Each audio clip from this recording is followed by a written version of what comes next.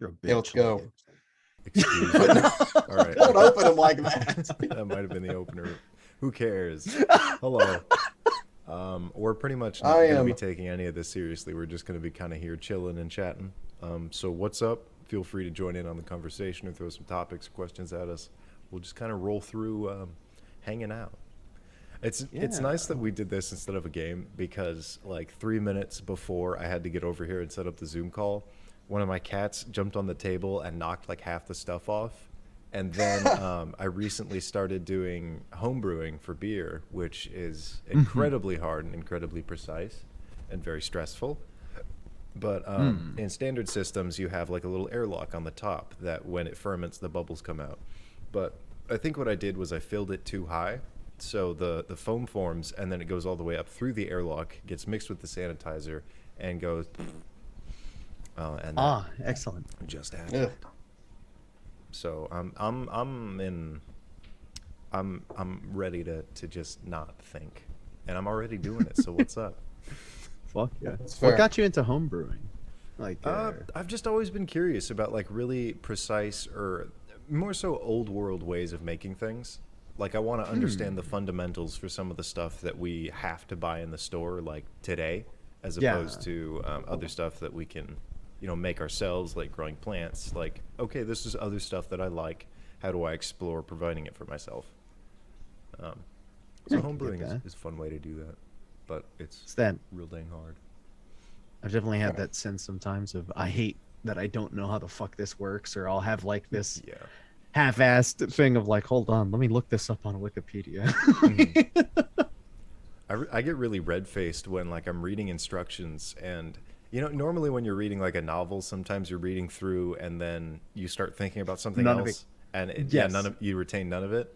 Instead of that, with instructions, it's like reading these crazy physics articles where you don't understand one word, so you have to go look it up, and then it's referenced to two other words that you don't know. It's like reading legalities or reading how to do your taxes. It's like, I want to understand how to do this, but every single word here is not in English. And then you just like sit there and you're like, okay, so I put the floobeldop in the flingy bing, and then I hit the snick snacker to snick snack, and then everything explodes. I've been having something recently. Oh, go ahead. What were you going to say? I was going to say, I sadly had a similar experience to that with my tax guy, quite literally Friday, where he just asked, hey, he's like, yeah, I filed my taxes a little late because I'm irresponsible, okay? I did mine today. But I still haven't. I still... And I didn't even do it right. I just pumped like an amount of money into the FTB. I just didn't want to deal with it. So there go all my write-offs. Eventually they'll be like, hey, we know how much you owe and you paid a little too much. Here's some of it back. Oh, I see. Yeah, I'm paying to not worry about it. Okay, well, and also it's partially the government's fault because they got my address wrong and sent my my W-2 to my neighbor. So I didn't until I literally saw them and oh, hey, I have this thing of yours. I'm like, oh, I needed that, thanks.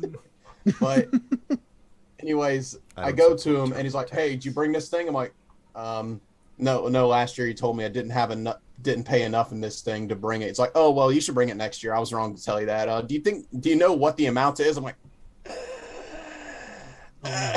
that's the feeling that I've been riding the past 2 days. That's what I mean. Like even when I think I understand, I don't understand it clearly. There's a couple good questions. Mist in the chat has a question.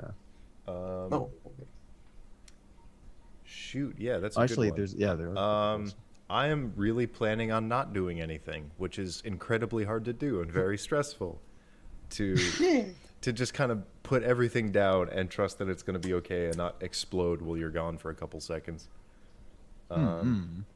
Just basic stuff like going on more walks. I am interested in just like taking a backpack and leaving the house for like a week and just kind of going wherever. Just like That'd be interesting. Little weird things that don't take longer than a couple weeks. Yeah. Explore some hobbies, sit under the sun, read a book, and only read a book. That's nice. Yeah. You plan on going like any major trails or anything like that, or what? No, I think just general hiking. You see something new everywhere you go, so it doesn't really matter where. But It's fair. yeah, I might I've been head up I've been to having the go rainforest ahead. in Washington. It's a good place. Yeah, that's fucking cool. I've been having a tendency where I'll just randomly, I get sick of, I'm always stuck at my chair working on stuff and looking at a screen. So it becomes a thing where I'm just like, it is currently 2 a.m. I'm going to walk out in the dark and I'm just going to fucking go anywhere in general. I'm just going to spend an hour outside. Yeah. It feels good to just get up and pretty much turn your entire train of thought into locomotion and just looking around. Just tiny little things as you go. I used to do that a lot when I was a teenager. Literally, I didn't know how to sleep when I was younger is the easiest way to put it. And I would just like wake, if I was awake in the middle of the night, I'd just go outside and just take a walk with the dogs in the middle of the woods. And it was nice. That sounds nice. Yeah, Dogs it was. in the woods. Babes in the woods. Yeah. There aren't any babes in the woods. I've checked. That makes me upset. No, there's no... I was hunting for some nymphs because I didn't have much luck dating. No such luck there either. They told me I wasn't their type. I went into the woods. Yo, where the nymphs at? I went to the woods to look for nymphs. I didn't find any. I went to Goodwill looking for nymphs, and I found I found a couple of nymphos. I went to Home Depot and said, "Yo, you got any nymphs in the garden center?" Nah, just the gnomes. They took all the nymphs. They hid them. Guy just looks sadly down. Yeah. No, I checked. Kicks dust, walks away slowly. Imagine that. If Home Depot did the reverse, what we were talking about the other day, Mario, they'd start selling children with like fake beards as gnomes. Oh, What? Your own gnome He made a assistant for the post house. on Twitter. That sounds awesome. He, there was like a child worker from a long time ago picture. It was just a kid covered in soot and had like a pickaxe or something. Yeah, I was like, this would make a great NPC. He held a smoking pipe in his mouth, and I just said, that isn't a child worker. That's literally a gnome that It's a shaved. gnome. Yeah, it's a 55-year-old man. He's just a little baby faced right now. Grow up! Yeah, I'm 37 years old. We were talking about shaving earlier, and I feel like none of us want to because we just turn into babies. Like, I feel like time would go back to before COVID, and we'd have to relive it again. This is as low cut as I want it to be. This is like just well patchy. kept. Yeah. Yeah. I get pube beard. Oh, man. It looks good the way you got it, though. Oh, I dig it. Thank you. Yeah. Pretty much, like, before I cut my hair, if y'all saw how long my hair was, that was pretty much the extent of my COVID thing, because I've trusted one woman to cut my hair since I was, like, 13 or something like that, and she decided to retire because of COVID because she had some side hustles that were doing good for I her. literally thought you were talking about, like, your mom or your significant other. I've And trusted that's this my single mom. woman. No. It's a 68-year-old lady at Supercuts. Well, no, pretty much. It was just some lady from a local salon that I always hated how people cut my hair because there was just some guy that cut my hair before where it's like, your hair is too long. You need to have it short like a man. And I'm just like, no, stop. What do you mean like a man? Vikings have like that long angelic fucking mane in paintings and shit. Anyone who says Matt Mercer isn't a man isn't a person. Oh, yeah. Who says that? No, he's got long hair, so like by extension, if he's saying that, fuck that guy. I don't know. People have weird takes online. I wouldn't doubt there'd be people that have takes like that. I wouldn't. No, like I said, they aren't people. Yeah, but she decided to retire, and I'm just like, well, I guess I'm never cutting my hair again. And that's when my hair got down like far past my shoulders. I had. Oh, go ahead. You weren't done.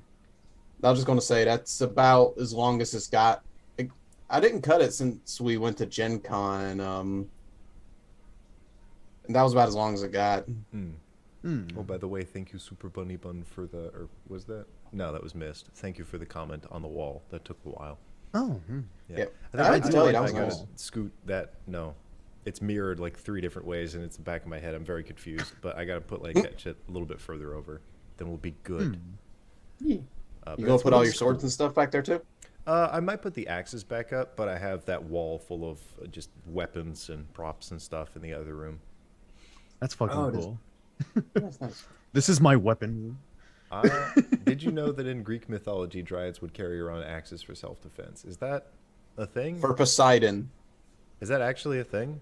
I thought that they just kind of like were naked all Oh, the because time. of Poseidon. That makes sense. They carried Is- axes. Are they going to chop the water like that one king? They're gonna try to fight him off. He's. You saw what he did to Medusa. Oh, Yeah. Yeah. Uh, Yeah. What about that I one don't know story if, that we recorded and I didn't want to put up? The Helena and the Swan or something? Oh, Was that God, also yeah. Poseidon or was that Zeus? That was because I remember No, that Zeus one. was the swan. Yeah, it was Zeus. Poseidon was the one that created Medusa, and there was a story with a nymph that she got turned into a tree forever to save her from Poseidon. Oh, Hmm. yeah. There's Or actually was it Dryad one too? something similar in Hawaiian mythology that I just looked up where there's a really pretty little like Oh. red flower. There's two interesting stories. There's one tree that grows a red flower and like that red flower does represent the person that is attached to the tree or whatever. So if you pick any of them, it's supposed to just instantly become this torrential rain as like a vengeance to the god that controls the water or whatever, or the spirit. I Then I there's- dipped into some of those streams where you guys were talking about that. That shit sounds so Yeah, interesting. super interesting.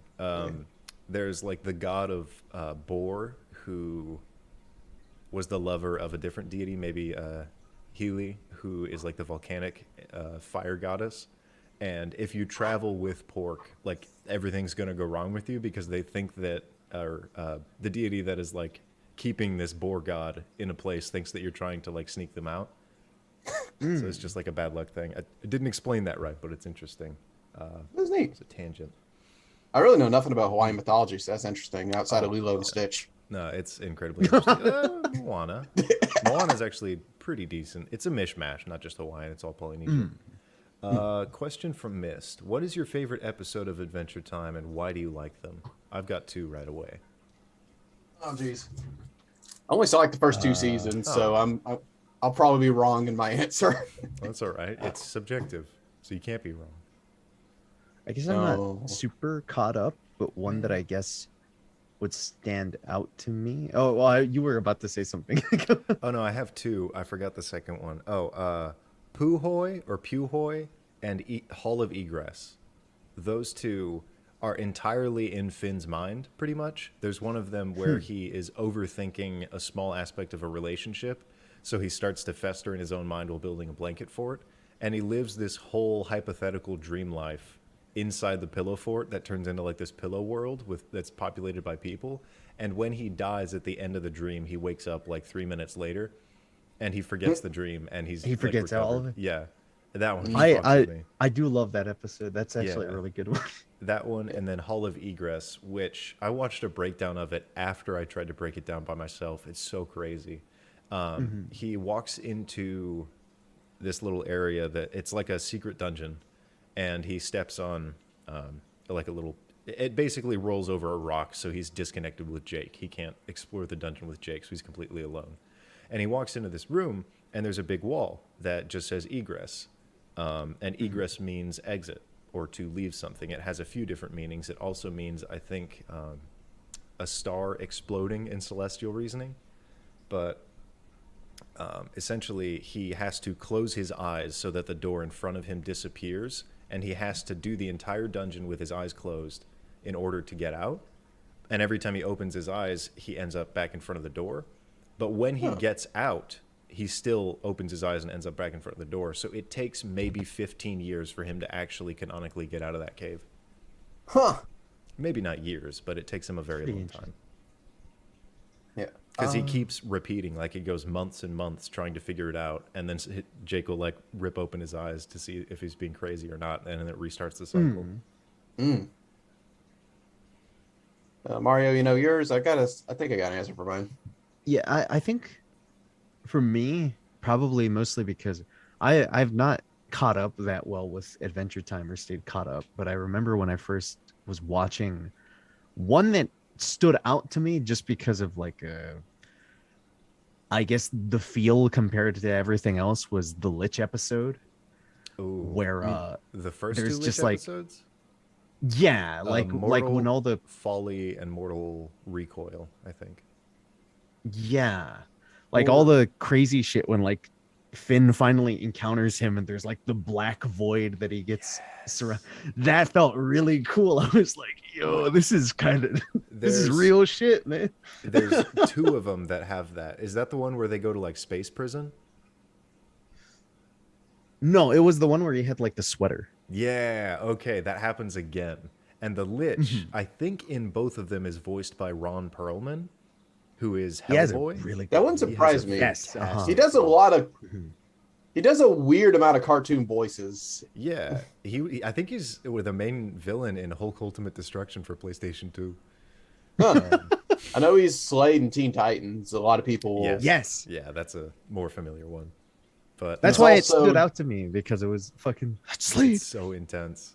The That was second good. one, he basically he has four actually tiny little monologues, and all of them are just horrifying. Where the first one, he's just like absolute death of Finn, and the second one, he's basically saying like, I'm going to sail through the stars and extinguish every light. And then in the next one, he references like, you know, the wheel, the ever turning wheel of time and the cosmology that surrounds it. He basically wants to destroy all alternate realities and have a mountain of broken bodies under the wheel. And then I forget the other one. He just goes on a rant about how like ancient evils and stuff and the redundancy of potty schemes. He's a scary fucker. Sounds like the progression for Adventure Time. Yeah. Yeah. So mine is, I cannot remember the name of the episode, but it's the one where they were just supposed to put signs around the dungeon saying "Don't go into it," but then Finn gets bored and decides to go into it without Jake. And And I know the thing everyone referenced the most is the cat that shows up at the very end, where he's like, "Hello, Tim the human. How'd you almost know my name? I have an almost approximate knowledge of many things." which is a pretty intimidating like minor villain. It would have been I know. interesting to have something like that recur, where he I- almost return. knows everything, but he was just a I wish he gimmick. came back, because that was one of my favorite little segments of just like, I almost know approximately where you are. You're right here. And he jumps behind the rock. It's like, I he really keeps- like Bucket Night in that episode. Yeah, Oh, yeah. he They're he just- puts the water on himself and he fucking Exponential grows. growth. Yeah. he Yeah. gets huge. There's just a lot of fun moments. The angel that turns out to literally be, I'm going to eat your flesh. I do really like the whole theme of that episode, which they immediately refute at the end, where they're like, you know, Jake could have done everything that I faced, but I need his help, like we're a team. And then Jake goes through, and he's an idiot, and he's lazy, so he sucks at specific things that Finn would have just beaten, and then they both end up in the same Yeah. place, and it's like, oh, we could have smashed this together. And then when Yeah. they leave, the actual resolution of the episode is always listen to the princess. Yeah. Oh yeah. Yeah. Just don't go in there. No, and I just love, like, even it ties in well to being a kid's show. That's a decent message of going in together and not alone. Yeah, absolutely. The idea of a And- kids show, I think, you know, I don't like that. I actually, if we can go on a tangent, I actually think I hate that idea, because Yeah, nothing should be I'd agree made with you. exclusively for children. That Oh, you're no, immediately well, I mean, there's thousands of different reasons behind not doing it. Like you're immediately depriving these children from actual realistic stories that they can use to reference in the future. You're giving them boiled down ones that are simplified, and in simplifying can be mistranslated. And then you're also promoting this idea of, oh, writers are allowed to be lazy if they're just writing it for kids. They need to pump out garbage to keep my kid busy. So it doesn't matter the quality or the stories or the passion of the people behind it. Capitalism makes children's shows and movies. Yeah, Yeah. like I like. Yeah, There's a it's lot just of an excuse not think- to write well. No, No, there's yeah, a I lot of wasn't, things that. Oh, go right ahead. yeah, I wasn't saying that just to say like every episode has to have a message. Just for a show that really is just a lot of fun all the time. There was a neat little message to actually find there, because And it's not laced with messages. Like, not everything has to have an underlying theme. no, it doesn't. Because like I said, Adventure Time is a show that really is just a fun little adventure, but then it hits you with heavy stuff Yeah. as the show goes on. It really is just a story about a kid and his dog growing up and maturing. That's really the baseline. I find it funny that there has been like a point where I've viewed Adventure Time in a very surface level kind of thing, where it's just like, oh, it's just silly bullshit going on, and you know, you got a lot of stuff happening, but there are very interesting stories that come out of that in this very super high fantastical world where there's like a lot of just neat things that they'll play with that setting of the show. Yeah, absolutely. Yeah, because I mean, regular show as well came out at the same time, and if you're looking for a message in that show, you're going about it the wrong way in the first place, because literally all the characters except Skips aren't really a role model of how you should be in life. And the lesson is that that's okay. Yes, Skips isn't even perfect, but I mean, even he has his moments, but I'm just saying it was just a fun show. Interesting. Super Bunny Bun mentioned that the concept of Egress apparently snowballed from an actual carnival sideshow where people just, I guess, kept looping through it, so they had to put like a sign that made people, what, dude? Oh, hey, reasons. It just made people finally leave. Thank you, Glorious Reasons, for the completely unnecessary amount of money that you won't be getting back. Thank you. Live your life the way that you want to live it, man, and we will prosper. I am scared to think how much he's given to your Kickstarters. This how much he gives to the live streams. Probably nothing. I was talking to him the other day about your Kickstarter, and he's like, "Let me go fund that." Let me go fund the entire thing. He has the wealth of a furry, and he's throwing it at us. The wealth of a furry. That's pretty scary. Oh yeah. Did you guys see Dan's recent video that featured me and Jacob? Yeah, that was really good. I missed that one. I saw the I dislike all of Jacob and RuneSmith videos. Oh yeah, dislike him, and I leave mean comments, and he's like, "Oh yeah, you're evil." I don't know about that RuneSmith guy, but Jacob's pretty cool. Yeah, no, you can't dislike a Jacob video. RuneSmith's guy is kind of fucking bitch. They both have perfect valid. I just tried to find something nice in Adventure Time, and he just went on a full 10-hour rampage on Reddit. It was crazy. Yeah, it was disgusting. Yeah, he actually doxed me. He sent out my IP address. And he doxed me. I tried to argue with him, and he just posted my address. I met him at Gen Con, and he just jumped out a window. I don't remember all that weekend. I cannot confirm or deny what happened there. You just start getting like Tomar levels of lore, where he's just like, I met Logan, and he looked at me angrily. He just started grabbing me by my throat. He's so tall. He slammed me against the ceiling. He pulled my shirt up and he spit on both of my nipples. his legs expanded as he just rocketed. He almost cracked my skull on the roof. Mr. Fantastic. Yeah.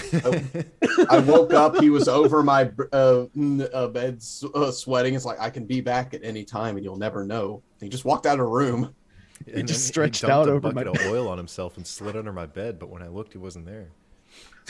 Only the grease remained. It's like the Hat Man. I get Hat Man level lore. We're like, man, when you're just an SCP. They take too much Benadryl and they see me. I think we can make some solid cryptid lore for Logan. I honestly think you could. It wouldn't be hard. I mean, look at the fucking lighting in this room. How did that happen? How did it keep getting darker? Oh, yeah. I was thinking that. Well, the sun sets. Oh, okay. Yeah. The sun sets in his presence because that's pretty much what. That's what happens in here. I tend to just often forget to turn on my light. But like, so to me, it looks like really green, like evil looking lighting. Like you can't see the boxes that the little guys are in. You can just see them floating there now. Is that what it looks like? Just the Seeker, Stibbles, the Goblin. Well, Logan next week is just going to be streaming from the back rooms video. Oh, God. Slowly as the just see a silhouette as we go walk behind me. It's like, oh yeah, that's Ted. As we go on longer, the old woman starts to manifest from the darkness. She just the Hat Man comes in and asks me where I put the towels. That'd actually be really cool to have like like a cheesy rom-com, like webcomic just of cryptids that like live in a room together. That'd be pretty cool, I think. Do that actually. Hold on, we got like 1 or 2 questions, I think. Oh, Maybe not. What inspired you all to pursue a creative career? That's a really good question. That is a good career for question. me. Failing at everything else and hating the one thing that I didn't fail at. Shit. That's fine. I mean, there's no gravity to that. It's just the truth. I guess in a way, for me, I just wanted to improve my craft, and I saw that I could make monetary value out of it. It was just I really enjoyed drawing, and getting into animating has been really fucking fun to me. Oh, I gotta try some dinky animations again. I haven't done that in a while. Dude, it's great, honestly, just fucking around with it. Yeah. That's the mindset that I want to get into, is like not sitting down to create anything, just fucking around with it. Because with me, it's kind of like I turned a thing that I tend to have this, I don't know if it's really an issue because I use it to my advantage, but I can hyper fixate on some stuff and it'll become this thing of like, I just got an idea and I need to make it right fucking now. That shit hurts. No one can stop me. No. I'm making mac and cheese. Nobody can stop me. That man had too much power.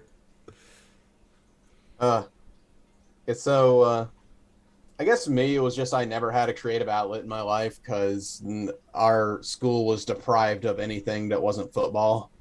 So Oof. I don't know, I just wanted to actually create and just have fun with it, and I like making people laugh, and that's what got me to where I am. As far as career, that's a bad way of putting it because I've lost money, if anything, but hey. It's a passion. So I am pulling a full-on Wall Street investment. Let's go, boys. Who wants to buy stocks in me? Yeah, honestly, we should talk to some big corporations and say that you'll have positive returns in the next 8 years. Oh, It'll just be like you'll be another Netflix, but you'll Have just a be a little person faith. who lives in their house doing whatever they want. yeah, we make no money. Then on the Netflix special, we make an absolute fortune. Then we all squander it all and get an NFT scam, you know, to life. Then we start an Alpha Male podcast a few years later when everyone forgot about us. I think we should do that, and we'll sit in a big open room and we'll have terrible camera placement. Big open room. We all have cigars. We're all wearing sunglasses indoors. Mm-hmm. I was at a funeral recently and someone tried to talk me into making NFTs. At a funeral? At a funeral. Do you have any more details there? Just I was just Somebody just walk up approached to me you and they're was like, hey, hey, check this out. He pulls out like a police badge. It's just a little crypto, the Bitcoin thing. look at this monkey that I just found. It's quite literally the bored ape is just like, yo, this is bored like me. Hey, I'm Chaz. To be fair, I have a couple stories I could have about that because that was very interesting. The person, to be fair, at the funeral, it wasn't like a huge issue for me because a lot of people had mixed feelings about the person there. They're the person that had just died. So it was this thing of some people were a bit more relaxed. I'm sorry. Oh, now that good, you're good. telling an NFT funeral story, I have gentle music playing in the background. Ah, yes. Let's set the mood. But the ambiance. Our NFT music. A cousin of mine approached me, and he goes, "So what have you been up to lately? Like, I heard you're like no longer working at this place. Like, what do you do now?"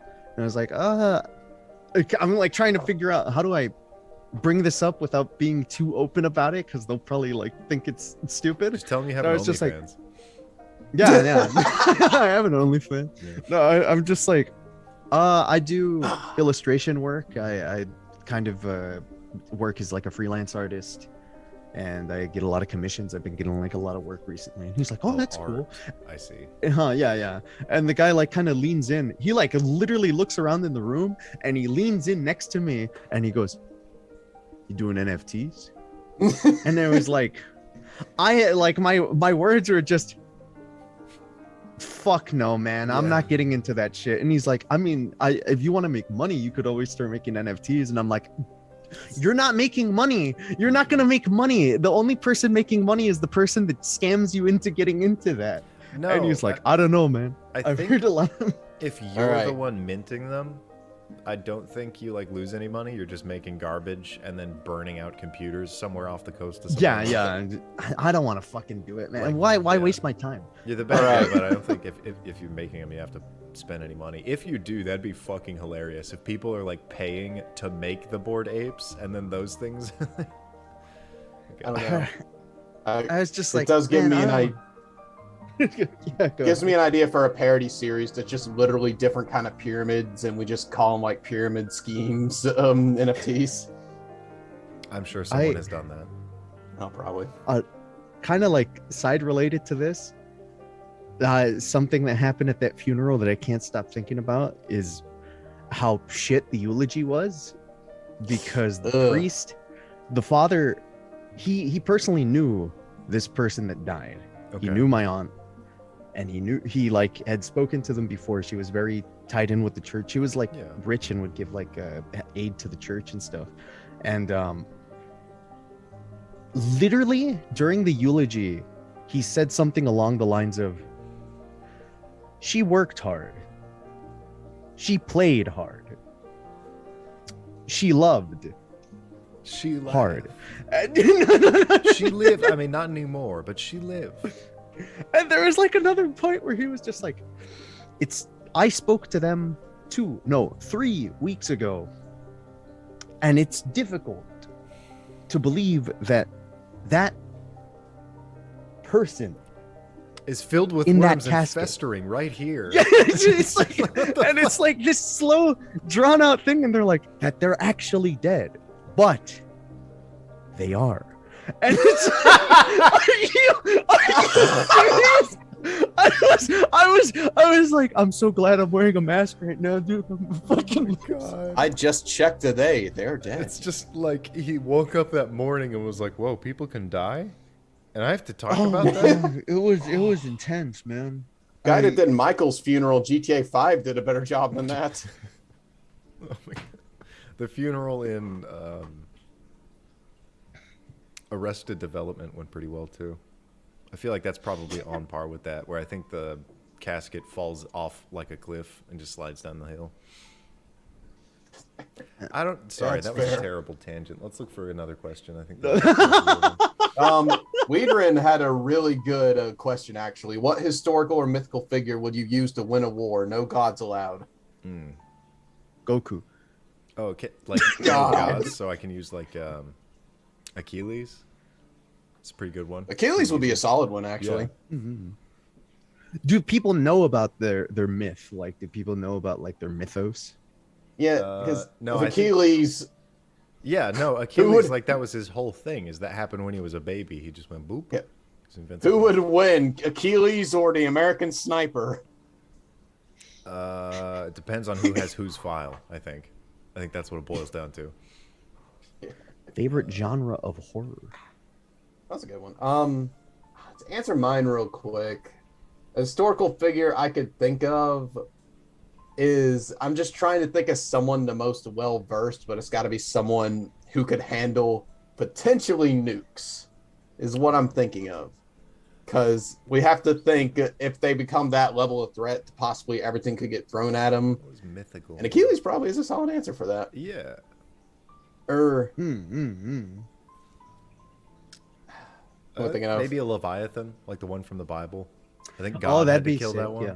We good. Nostradamus. I just feel like he'd pull some crap and somehow do it. I spawned them in the battlefield. Just Winston Leviathan. Churchill just to fuck everything up. Winston.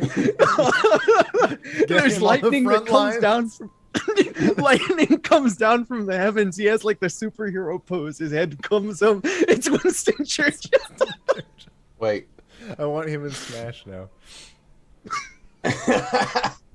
You see, he's got Captain Falcon moveset. He's got- Just a little fat balding guy. No, he'd probably have. I mean, yeah, it's the same one. Ganon's. oh my god. Well, Tom Oh yeah, Bombadil. yeah. No, just heavier. Bombadil is a god. I think Bombadil counts as a deity. Yeah, maybe. I was thinking mythical. I was thinking like our world mythology. Yeah, because if you're just pulling from general mythos, I could go like anything in Marvel. I'd go Anything. like Yeah. Gilgamesh from That's why I said Fate. go. Gilgamesh doesn't... From what? In the Hmm? original story, he's just a dead guy. What, Gilgamesh? Yeah, Gilgamesh is just the oldest recorded human. No, Gilgamesh Is from he? Fate. From Oh, Fate. from I don't know Fate. from Fate. I know what you're talking about. Fate or Fate. Grand. Order. But The thing. Grand Order, Fate Zero, all that fun stuff. But nah, him Yeah. just The anime. yeah. What No, anime since he character? literally like can just basically has infinite pocket dimensions where he can pull his items from and just basically can just rain them down upon his enemies. And he also made like freaking magic cannons out of them in the Fate Grand Order anime. Yeah, It's in the pretty original sick. story, he's a pretty strong little guy. It's the oldest recorded human story that we still have intact. Yeah, The story of That's pretty Gilgamesh. cool. yeah, because it's the only one older than Beowulf's like the second oldest, isn't it? Maybe? Or is it I just don't Beowulf's actually the know. oldest English one? It might be the oldest England one. Oldish. Wow. Okay. I'm dying. Oldest. I was gonna say there's a really underrated Marvel character that has the same power that you were talking about that I feel like no one ever used properly. Do you guys know about Spot, the Spider-Man villain? Yeah, Yeah, he throws the fucking. He has like the Acme spots, right? Yeah. Yeah. So I read his little Where- backstory. You know, there's a duo called Cloak and Dagger, and Cloak Yes. has like a pocket dimension cloak. It's the same as Nightcrawler. He has a pocket dimension. It's the same as the Hand, I guess. Like there are these pocket dimensions that are specific, and they have like little dark areas that they use. And he tried to replicate that and invented his own auxiliary pocket dimension that he got thrown into. And then when he found his way out, he found his body covered in like basically just references to it that he could pull off and throw around. But like that's immediately more powerful than Cloak, I think, because he can like he has a range with it. Oh yeah. Since he nearly destroyed New York one time because he forgot one of his spots and it's just kept expanding until it was nearly a black hole. Oh, I didn't know they expanded. I know he can make infinite ones, but like you could Yeah, just, like I don't this know, was the 90s Spider-Man cartoon that took some liberties. Like for one, they turned Black Cat into a super soldier that could instantly turn into her form. It Oh, was yeah. weird. You're But, talking about yeah. the like the Ultimate Spider-Man from the '90s cartoon. You said the Yeah, the one where "Get back here, Shocker!" Yes, the super overacted. I fucking love that show. That guy I'll could chase voice act. you. Like just that line is hilarious. Hmm. Because there's a scene where he thinks Mary Jane dies, and it sounds like someone died in front of him. Like There's he that was at meme least with putting some effort into it. Oh my, that was great. I loved it. Oh yeah, it literally ends What's with him a- meeting Stan Lee. What a show! Here's a question. Have you done much research into Native American history / beliefs?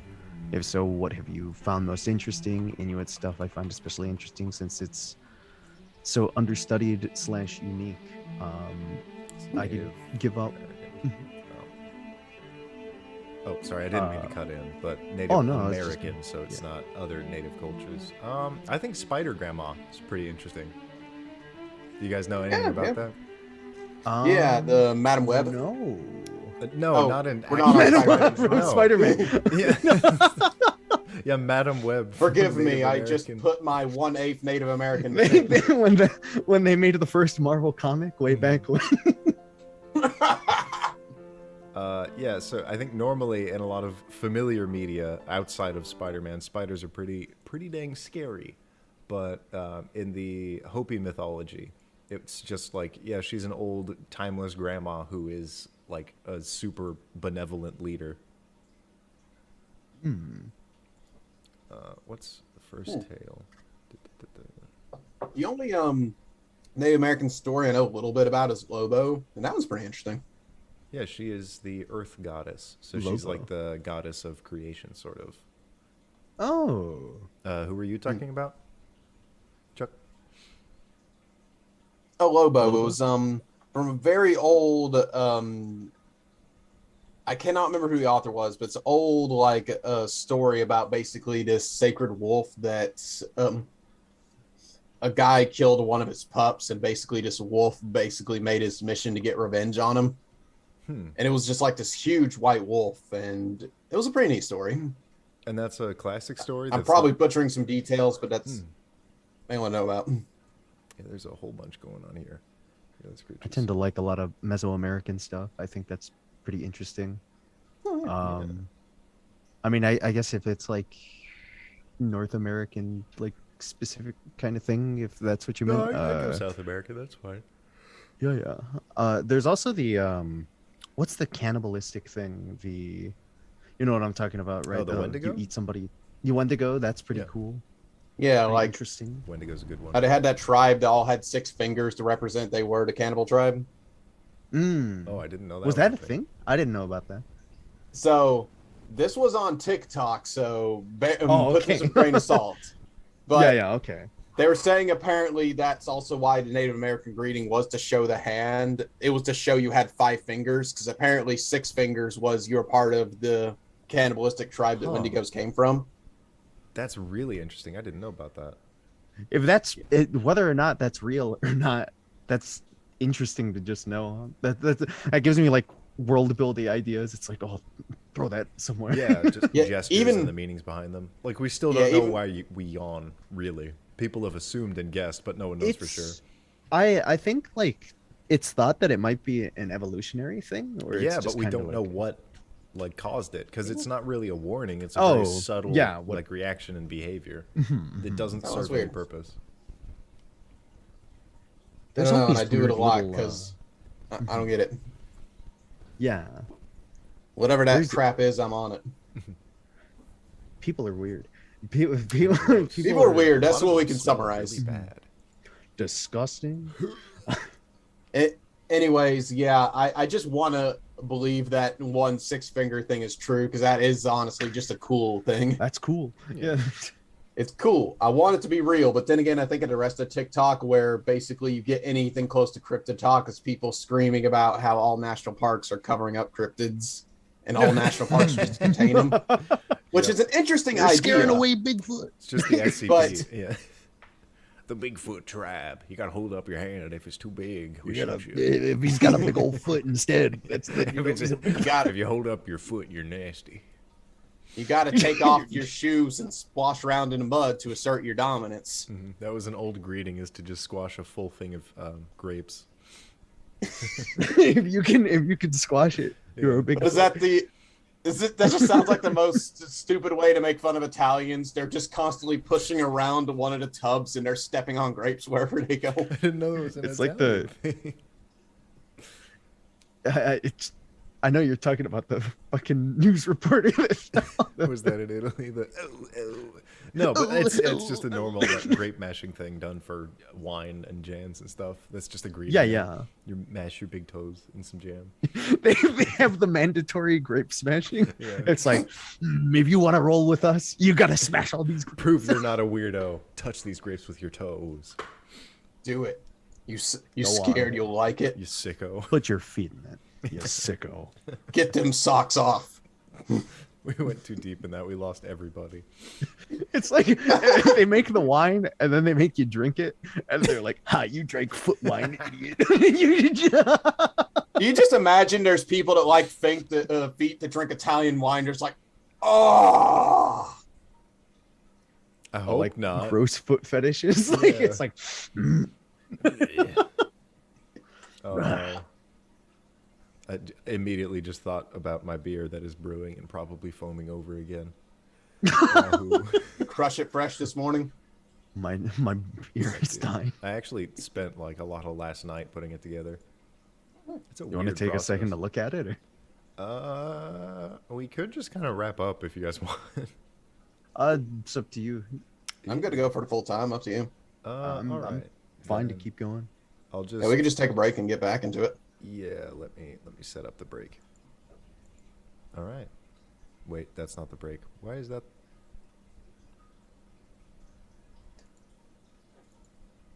Okay. Let's do this. Yeah.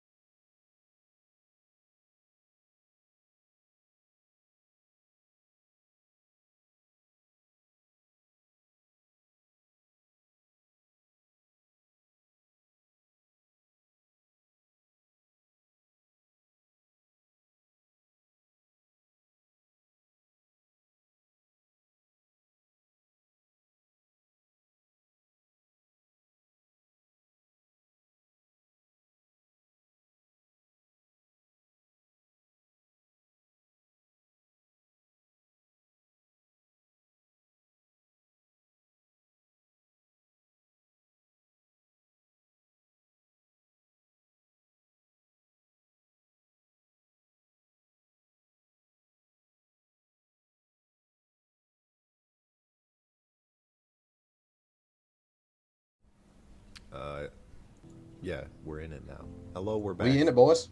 Welcome So back. the cap just popped off, but now there's so much foam on top of the thing that it's acting as a bacteria barrier. Oh fuck So yeah, it's out of my control now. Nice. It's in God's hands. It's in God's hands, and God loves the brew. It's a stone IPA clone, so there's just like crap ton of bitters in it that I probably put in wrong. And I'm okay with that because I don't love the bitterness of IPAs. I hate to tell you, God's more into the wine, not the beer, but hey, you do your own. He likes mead too. I think when they're talking about milk and honey, I think it's just milk and mead. That honestly would make a lot more sense. Yeah. Reading through like I think the only other time honey was referenced in the Bible is when Samson just straight turned a lion carcass into a honeycomb. Yeah, that was a good time. Gotta love the Bible. That's some weird stuff. I do remember that. Kills a lion, walks away, comes back as a beehive, and he's like, ah, yes. That dude I am specifically did all-powerful. so much crazy shit. He was like a really terrible Marvel character. because like he tied a bunch of foxes' tails together, lit them all on fire, and then like set a town on fire with it. He did that. He killed like 70 people with a donkey's jawbone.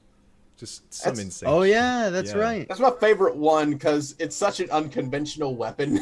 Yeah, he's the ultimate. Didn't he sing barbarian. while he did it? Probably. He was probably just singing the whole time. Also, why did I don't think he ever stopped. He was singing "Hey There, Stomping Delilah." the shit out of people. Hey, oh, hey there, Delilah. Thank you for getting that joke, Logan. Hey there, Delilah. Please don't touch my hand. What was the? Oh yeah, favorite. What horror genre? Genre. Yeah, let me look it up. You know what? I think it's a repetition of the last question, and I will go with that as my answer. I think cosmic horror is probably some of the best. I have. Immediate horror is too scary. I really like body horror.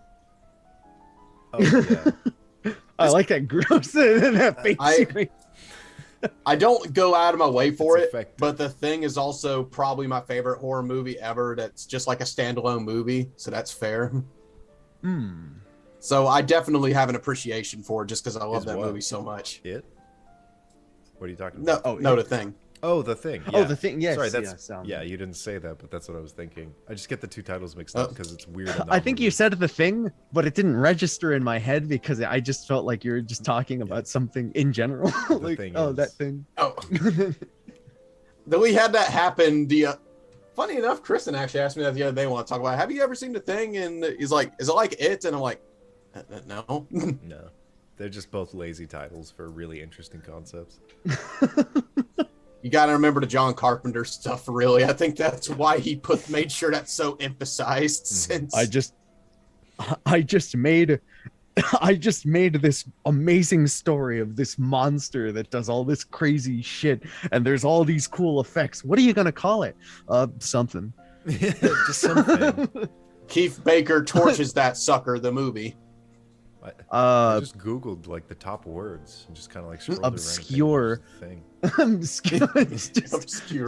It's like it was taken. That actually sounds like a good title for a cosmic horror story. Is the obscurity? obscure. Yeah. It's a fair title. There's a lot of abstract nouns you could go for cosmic horror. Oh, yeah. Any What of if you? But What if there was like a Absolution. legit anomaly. horrifying movie that really fucked with you, but it was just called The Funny Little Man? The funny little man. that's an Oni play skit right The there. funny little man with the thing in his hand. The thing is a gun. He uses it for I fun. was gonna This say is all. he uses it for fun. I was gonna say the funny little man with a gun in his hand, but that's not as horrific as we don't know what's in his hand. Keeps Funny changing little throughout man each with scene. hands. So, I don't know, because I have the most mixed feelings on horror when it comes to my favorite, but generally, the kind I like this is why I have the most mixed feelings on cosmic horror, because I like it as a concept, but I don't like it when the entire concept is basically humans have no option to get out of the situation. Like, That is cosmic horror. yeah, I That's know. like the theme. I know, but like when it's just presented as like, aha, you can't do anything about it, you just die. Fuck That's you. when Yeah. that's when I'm kind of annoyed. Like I guess it can- usually, it can like that's easily why be I written- like the Halloween movies, but eventually I got tired of them. Where it's like, well, what's the point in these movies if there's no point in ever beating him? Yeah, but that is 'Cause, that's I mean, kind it's- of horror. Is just like desolation. It is. What do you do? Yes, trying everything, and then at the end of the story, they realize that none of it meant anything because ultimately there was an absolution at the end that was just too much for humans. Yeah, What's that? and I have no mouth and I must scream kind of thing, or yeah, that's why I kind of like Wendigoon's take on it. But I don't know, like a Oh, yeah. cosmic horror I story saw I that. like is Bloodborne, where it's all built around killing him, or the Dunwich horror, where they actually are able to beat the Dunwich horror in the end. well, it's like 'Cause- oh yeah, go ahead. Because it's like in the grand scale, it's like, well, we're still in trouble, but at least like there's that little bit of hope of like just when you're faced with this insurmountable odds, when your options are either go mad or fight your best to survive. is like, well, what's the point in the ladder if there is no option where you're just going to, I don't know, I'm getting to existential crisis territory here. Yeah. I think the thing that happens with it is it becomes less horror, and that's just like this becomes like a like for the Bloodborne thing, it's less horror and it's more of this is a fucking action RPG. There's scary shit and you're gonna fuck it up. Yeah. A horror, I think a lot of it can kind of be boiled down to the fact that the door is always 3 feet away. Like the way out is always right there, but every time you move, the door moves too. Everything gets more complicated. Phone? There's just but it always feels so close, like it's just out of reach, and that's what the horror is being perpetually stuck in that kind of situation, which is probably why backrooms are so effective as a concept. That is just horror. Is just I'm almost there.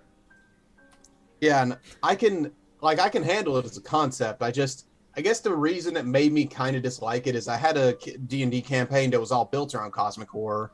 But the way the DM presented it, it was constantly beating us down that humans are pointless and our actions have no meaning. Yeah. And I had to think of that just going through a long campaign of this is, well, what's the point in what we're doing if we're constantly going to be reminded that we have no real options in the end? Yeah, you can't be told that at the beginning. You have to learn it. Exactly. I think the important thing for a game like that is one, everyone has to be down for that, and it's more of you have to look at it for what the story is that you're kind of trying to build with this and what is interesting with you versus like it's not the thing of I will overcome this. It's like what is it? I guess it's more like exploring the interesting stuff that's going on. It's not so much oh well, if we can't win, what's the point? It's more, oh, if we can't win, what's going on? Like what is actually happening? Yeah. What the hell is this? What even is winning? Yeah. I will say I don't personally think I've ever actually seen cosmic horror executed well. Like, I can't think of a movie off the top of my head that's like, oh, yeah, that's a great example of cosmic horror. I think it's just a really good concept, but I haven't seen too many people actually do it very well. Like, Darkest Dungeon is decent, but, you know, there's a lot more emphasis on just the gameplay than the story. Yeah.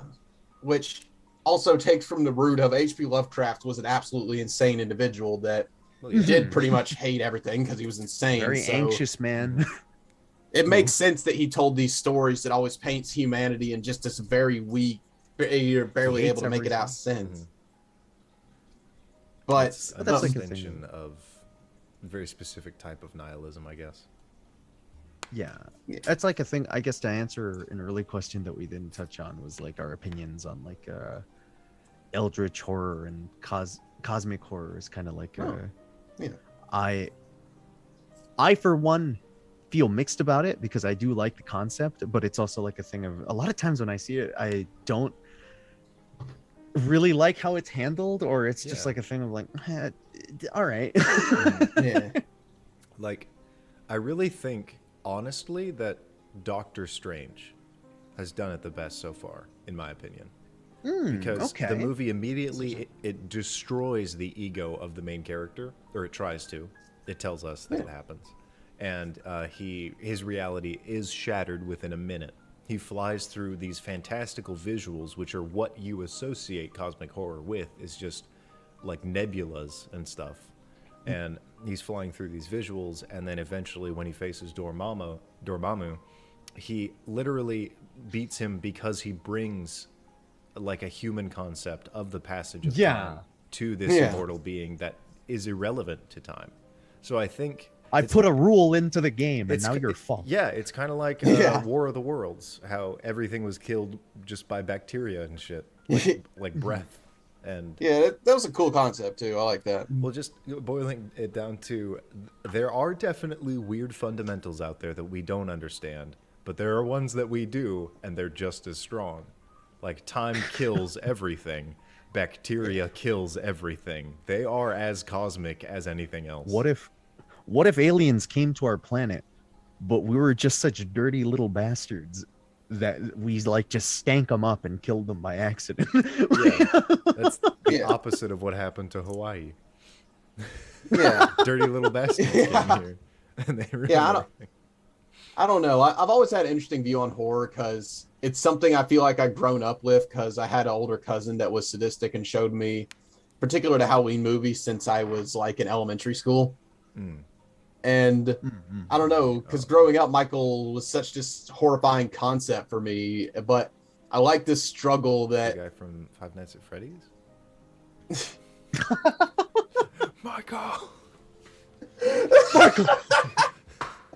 Gregory. so no, but I like the struggle between Dr. Loomis and Michael Myers of Loomis literally. Oh, okay. Now, I like that struggle that Loomis saw Michael as the ultimate evil, but he never gave up on trying to beat him because he realized that psychologically he failed as a psychologist. There's no way he can fix him, so he has to do everything he can to stop him from just being out in the world. That's I have to interesting. kill you. Yeah, I like that. I don't think I've actually seen those. you haven't. Mm-mm. Yeah, so the whole concept of like, obviously it's the classic: a girl's trying to survive this serial killer, but in the background there's a Michael Myers psychologist who spent his years studying him, but it goes into he realized there's no saving this psychopath. I have to make sure he stays behind bars forever.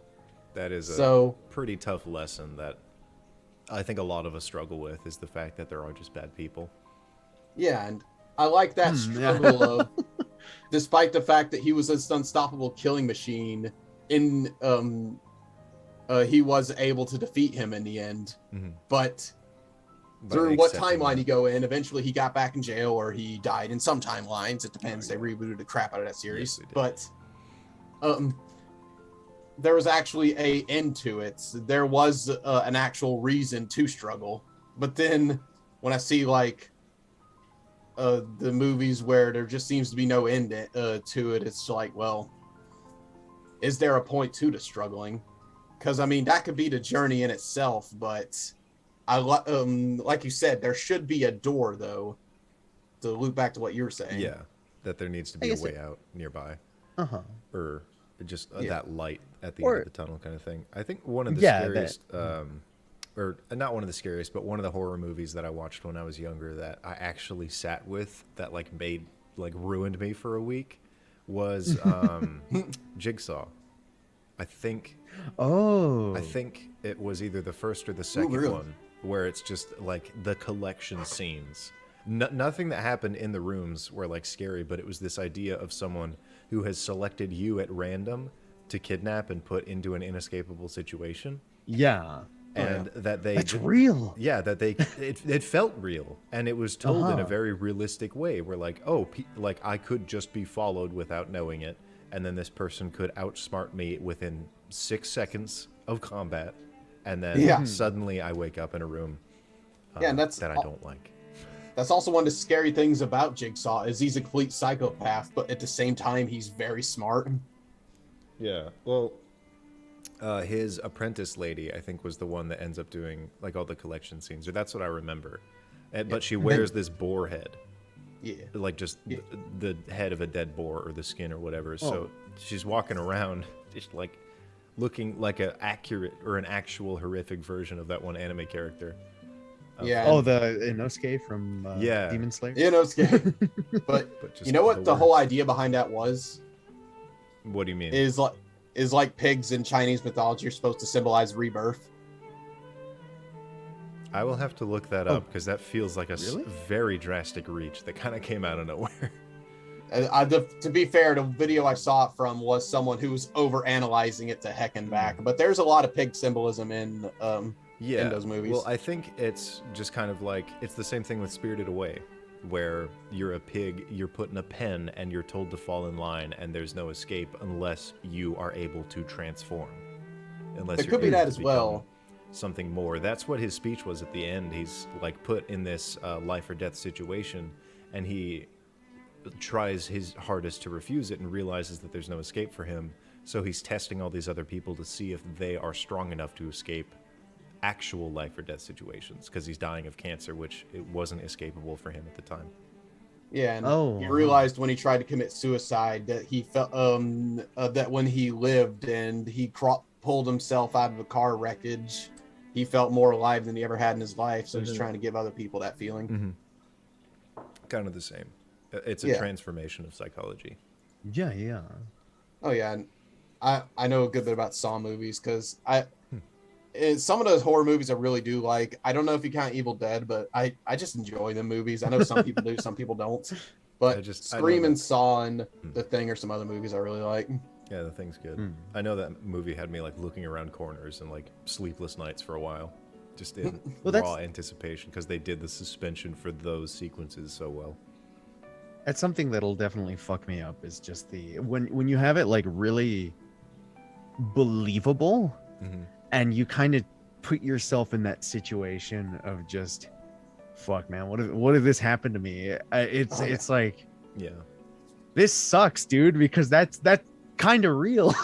Yeah. And it's one of I those like things- there being some tangibility to them as well. Yeah, but I think grounded. that's a big part of like the groundwork of horror. those stories and of that movie is like in other movies it's don't go in there. Don't figure this out or like try and do this, just get out.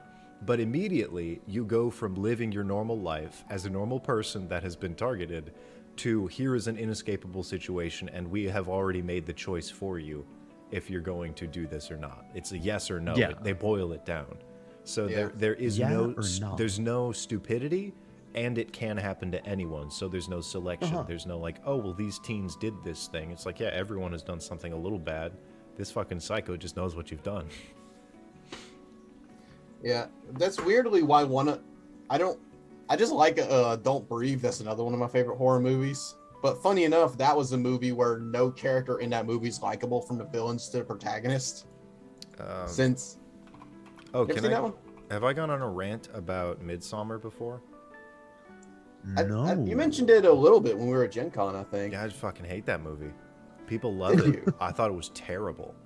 I know a lot of people I don't either think I've love it or seen hate it because Yeah. Kristen, I think, liked it, but what I've heard mixed things.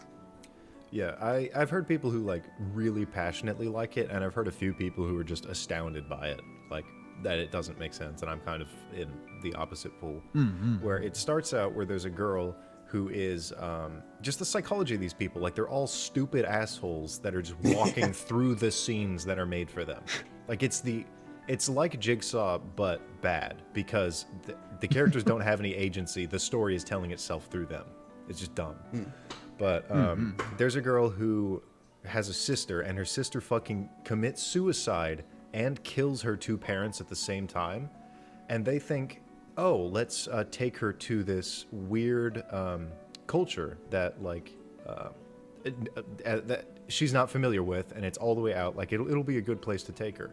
And there's this one scene where they're preparing for an event that'll happen tomorrow, and it is a Norse tradition. This is something that they used to do, and I personally think it's a very interesting way to have a society structured. I think it's actually kind of functional, if not a bit dark. So when you reach a certain age, you are killed. You have to die. So they have a ceremony where these people, like this couple, hits the age of 70. Suddenly they cannot contribute anything. They just need to be taken care of, so they are burdens. And in Norse culture, you can't have those people around if they're just going to damage like the resources and the survivability of everyone. So what they do is they take the guests are basically showed this scene. They are showed these two people going up on a cliff and jumping down and landing on a rock and having their bodies crushed. And they mention that it's going to happen. And one of the characters who is not from this area knows that it's going to happen, and she asks, oh, what are they talking about? What is that weird word I don't know? And the word is this celebratory event where old people kill themselves. She just had her fucking parents killed by her sister, and the guy smiles at her and doesn't tell her. This is supposed to just be a good, normal character that we like he's a normal guy. And there's another guy that also knows, that also brought them there, And he's just like, yeah, that's going to happen tomorrow. Let's wake up. Listen, early. I understand this is a traumatic event, but Mm-hmm. let me show you something. And then, yeah, so there's just this scene out in the field where she is like, her jaw just hits the floor because this old lady hits the floor. And you're just like, Everyone why do the dice. fuck did they bring her here? Why did no one tell her this was going to happen? And then they slowly, like, they crank it up to where they just make this girl suffer as much as possible so that she cracks. And her boyfriend, who clearly just doesn't care about her, like they should have broken up a long time ago, because every single fucking piece of dialogue she ever has with him is dismissive throughout the entire movie. You can watch it. I don't think there's any point where they're talking, ever, where he actually addresses what she's saying. Babe, shut up. Yeah, he's just like, yeah, whatever, we'll do that. I- It's like, okay, that's clearly something wrong. And when the Babe, tension shut up, is I'm watching rising, a cult suicide. yeah, he's just like, whatever, it's cool, they probably do it. It's like, yeah, he's right, but don't tell her that now. And maybe, I don't know, it gets really bad. And You're then killing the vibe, babe. they get manipulated with psychedelics by this Hell weird, yeah. this Okay. weird cult group, which I genuinely think is just a weird culture. Like they demonize people who are just living weird. Like the only thing they do that's bad is lie to these people. But the way that the movie paints it out is that all these people are fucking crazy demons. But no, they're just weird. And so it ends where like they systematically kill all the guys and put them in really disgusting positions. And then she goes crazy, but because she's the chosen one from a long time ago, she gets to have fun. And because her boyfriend didn't care about her, now he's in a burning farm, she smiles. And that's the ending point. Ooh, isn't that cool? That she's finally crazy and that she's the winner. It's like, no, nothing happened. Like, that didn't matter. You Yeah. just made a girl crazy. Yeah, I guess that's me. Like, I like there to be a point to it, I guess, is a good way to put it. Oh, and There's yeah, Hereditary. a sign of is another progression. one I really don't like. And Oh, people- really? Don't like Hereditary? That's the No. one I hear most people like. Yeah, it's just a really dumb story. How it feels like it could just be a psychological exploration of, you know, kind of a kid struggling with the death of his sister that he causes, and it's a very comedic death that they paint as like a really somber thing. But the whole build up to the end of that movie, I don't want to spoil it, but it turns out demons. Yay! Yeah, like that's all. It Oh, is. I remember. Like, I remember that. Critical even said, literally, you think it's amazing up until the last 5 minutes until they reveal the worst horror cliche ever. Yeah, no, that's that it? Yeah, like I read through the prompt and I kind of skimmed through some of the scenes of the movie, but man, like they slap some of the cinematography of the movie in the face. And like if you just read the synopsis or the step by step of how the scenes flow, like a kid, the main character, I guess, just in a sudden bout, because he's feeling weird, smashes his face into his desk at school, breaks his nose, and has to go home. Like that is just a plot point that happens that just moves the story forward a little bit. Yay! Yeah, at that point, I don't really think he's influenced by demons. Like his grandma's in a tiny little house in a tree fort or something, and she's Satan, and he's going to become Satan. And now there's a fun little ritual that they have where she turns upside down and whatever. And it's like, yeah, that's the movie. It's over. But yeah, it's one of those things where like I don't know what's going on, and now that I do, I hate it and I don't care. That's unfortunate. Like, I kind of felt that way with the resolution of Knives Out too. I felt like Okay. the story that they told was a little too obvious. That's unfortunate. I heard that one's really good too. No, I'll say But- it's good. It's I give it also like the a guy 7. that did the 8th Star Wars, so I'm also like, okay, Oh, really? sure. Yeah, the guy that did well, which one was that one? Last Jedi. But it's just one of those blatant like red. It turns out that one of the red herrings, probably the biggest fish in the basket, was just the right answer. So basically, what they do is they like introduce 9 characters. They're all super interesting, and any one of them could have done it. All of them have relative motivations, and then there's also this one guy who didn't show up, but he was here earlier before the guy died, and now he's gone. And then they introduce that guy halfway through the movie. Guess who fucking did it? Son of a gun. Yeah. You can't do that. You can't do that. You ruin the whole movie when you don't introduce the main like bad guy until the middle movie. If it's a fucking mystery movie, like I'm chasing all these threads. I'm like, okay, what if he killed himself because he's a murder mystery writer? Why? Like, he would totally do that. Maybe if he wants like someone to inherit his legacy, he creates a real murder mystery and he pins it on all these other people. But in reality, it was him. No, it's worse. A guy wanted money. So I saw Murder in the Orient Express recently, so I was kind of excited for another good mystery story. So that's unfortunate because I actually like the twist in Murder in the Orient Express. That one's good. Where it's everyone, right? Yeah, that was the reveal. It slowly mentions some people knew each other, but it turns out they all planned it. You know what? It's who violently murdered Simon S. Salty. That's literally Murder on the Orient Express. The same. So we're free, right? And it is actually the same thing in The Rail Away, where the tavern that I wrote that's like Murder on the Orient Express, where there's a lot of people introduced, all of them probably could have done it, and then technically everyone was trying to do it. Who did it? Like who actually succeeded? And it transforms the question, which I thought would have been very fun to explore in Knives Out, because that's what it felt like it was building up to. Where it's like, okay, everyone's kind of involved, but no, nobody was involved. Oh my god, okay. The worst part of that movie, you know what, I gave it a 7, I'm wrong, it's a 5 now. There is a death scene where someone is like dying and they're being killed, and they know who killed them. And the maid, who's like the main suspect, is like approaching her, and she's like, "Who did it?" And the lady says, "It was you," and then she dies. And the secret there, the twist, she didn't say it was you. She said it was Hugh.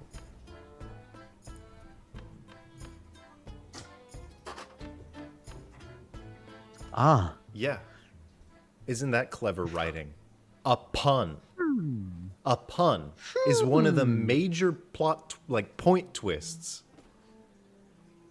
That was like, oh my god, who did this? You? Yeah. But actually not. That was like a comedy series or something. That could be a good joke, but it's a joke. It's a pun. Literally, it is a pun. It sounds so like, for something that sounds serious, it's like a thing of just, but actually they said it was like, they said something else. You didn't hear that sounds like Who Murdered Simon S. Salty. Yeah, it was the puddle. What about me? I could have done it. And now that we know the whole backstory, we could have. Yeah, the puddle's the only one who didn't do it. So, if that's the case, what's a horror movie you really like, Logan? Shoot. I mean, it doesn't count, but I did like Cabin in the Woods.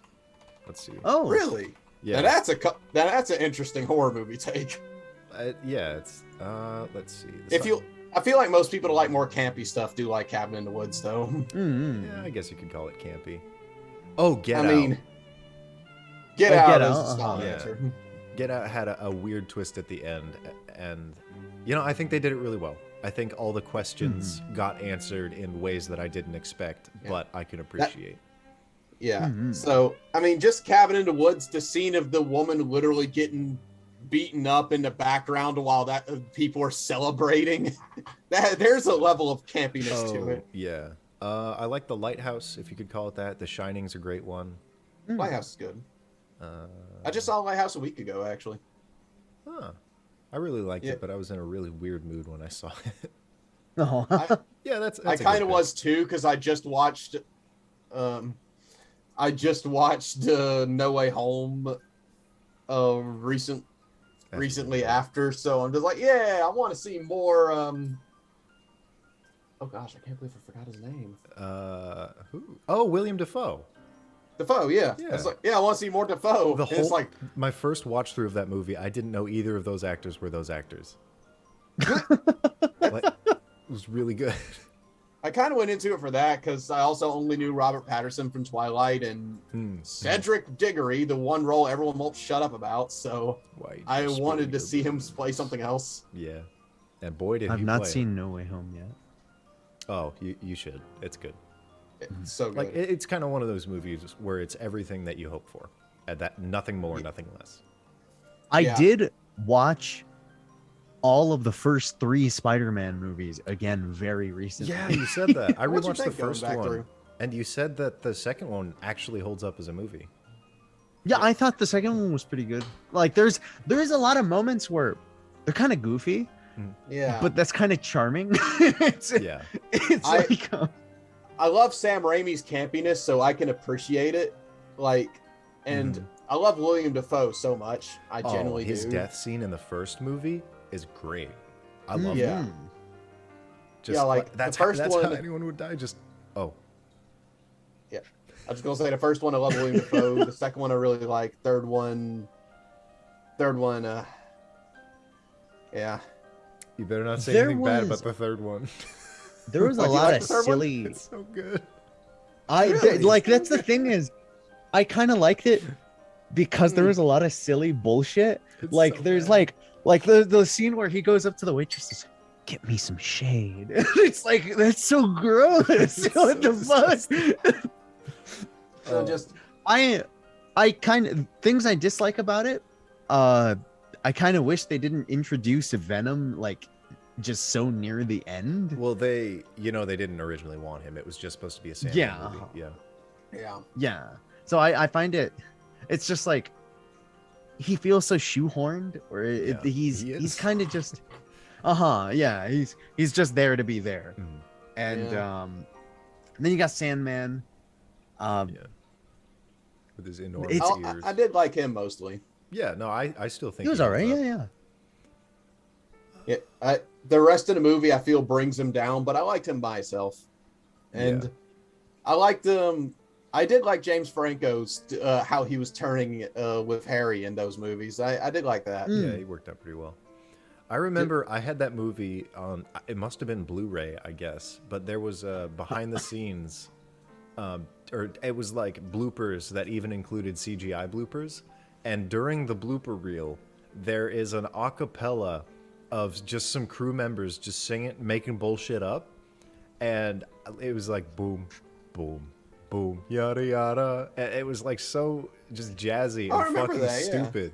And I never found it again. I can't find it anywhere online. Everywhere I've looked, it was just like, where's the boom yada? Something There's one little scene where it's just like James Franco's Spider-Man, and they just fly straight in the Sandman's mouth and he just goes, That's it. They just animated that. something I kind of miss, because I would go through those as well. Like there would be a ton of times as a kid where I would watch movies that just had those sections of like, oh, here's something where we just talk about the movie over it. And I loved listening to those because there was always, and it's like podcast before podcast, where it's Yeah. just like they just kind of talk about whatever, because sometimes they'll drift off even from the subject matter, and it's just like, oh yeah, just or like you said, like they'll just have like an acapella thing go on, or just something random, and it's like, I don't know, there was something interesting about what is happening. Yeah.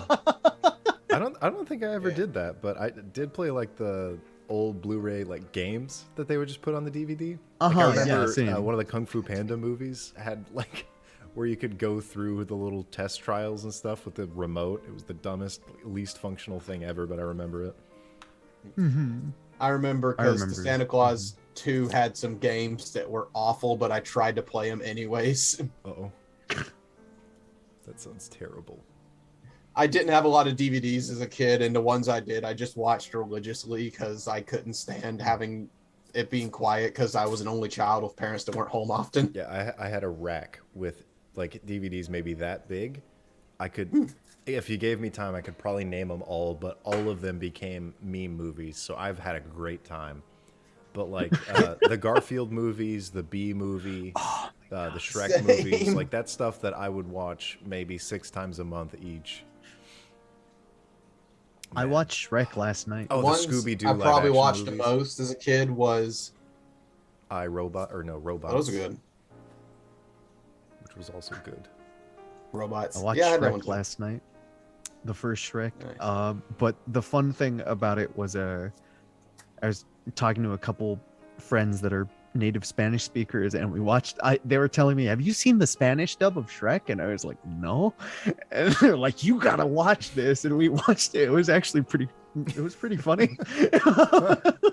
Was Antonio like, Banderas Puss in Boots in that as well? No, it was the first Shrek movie.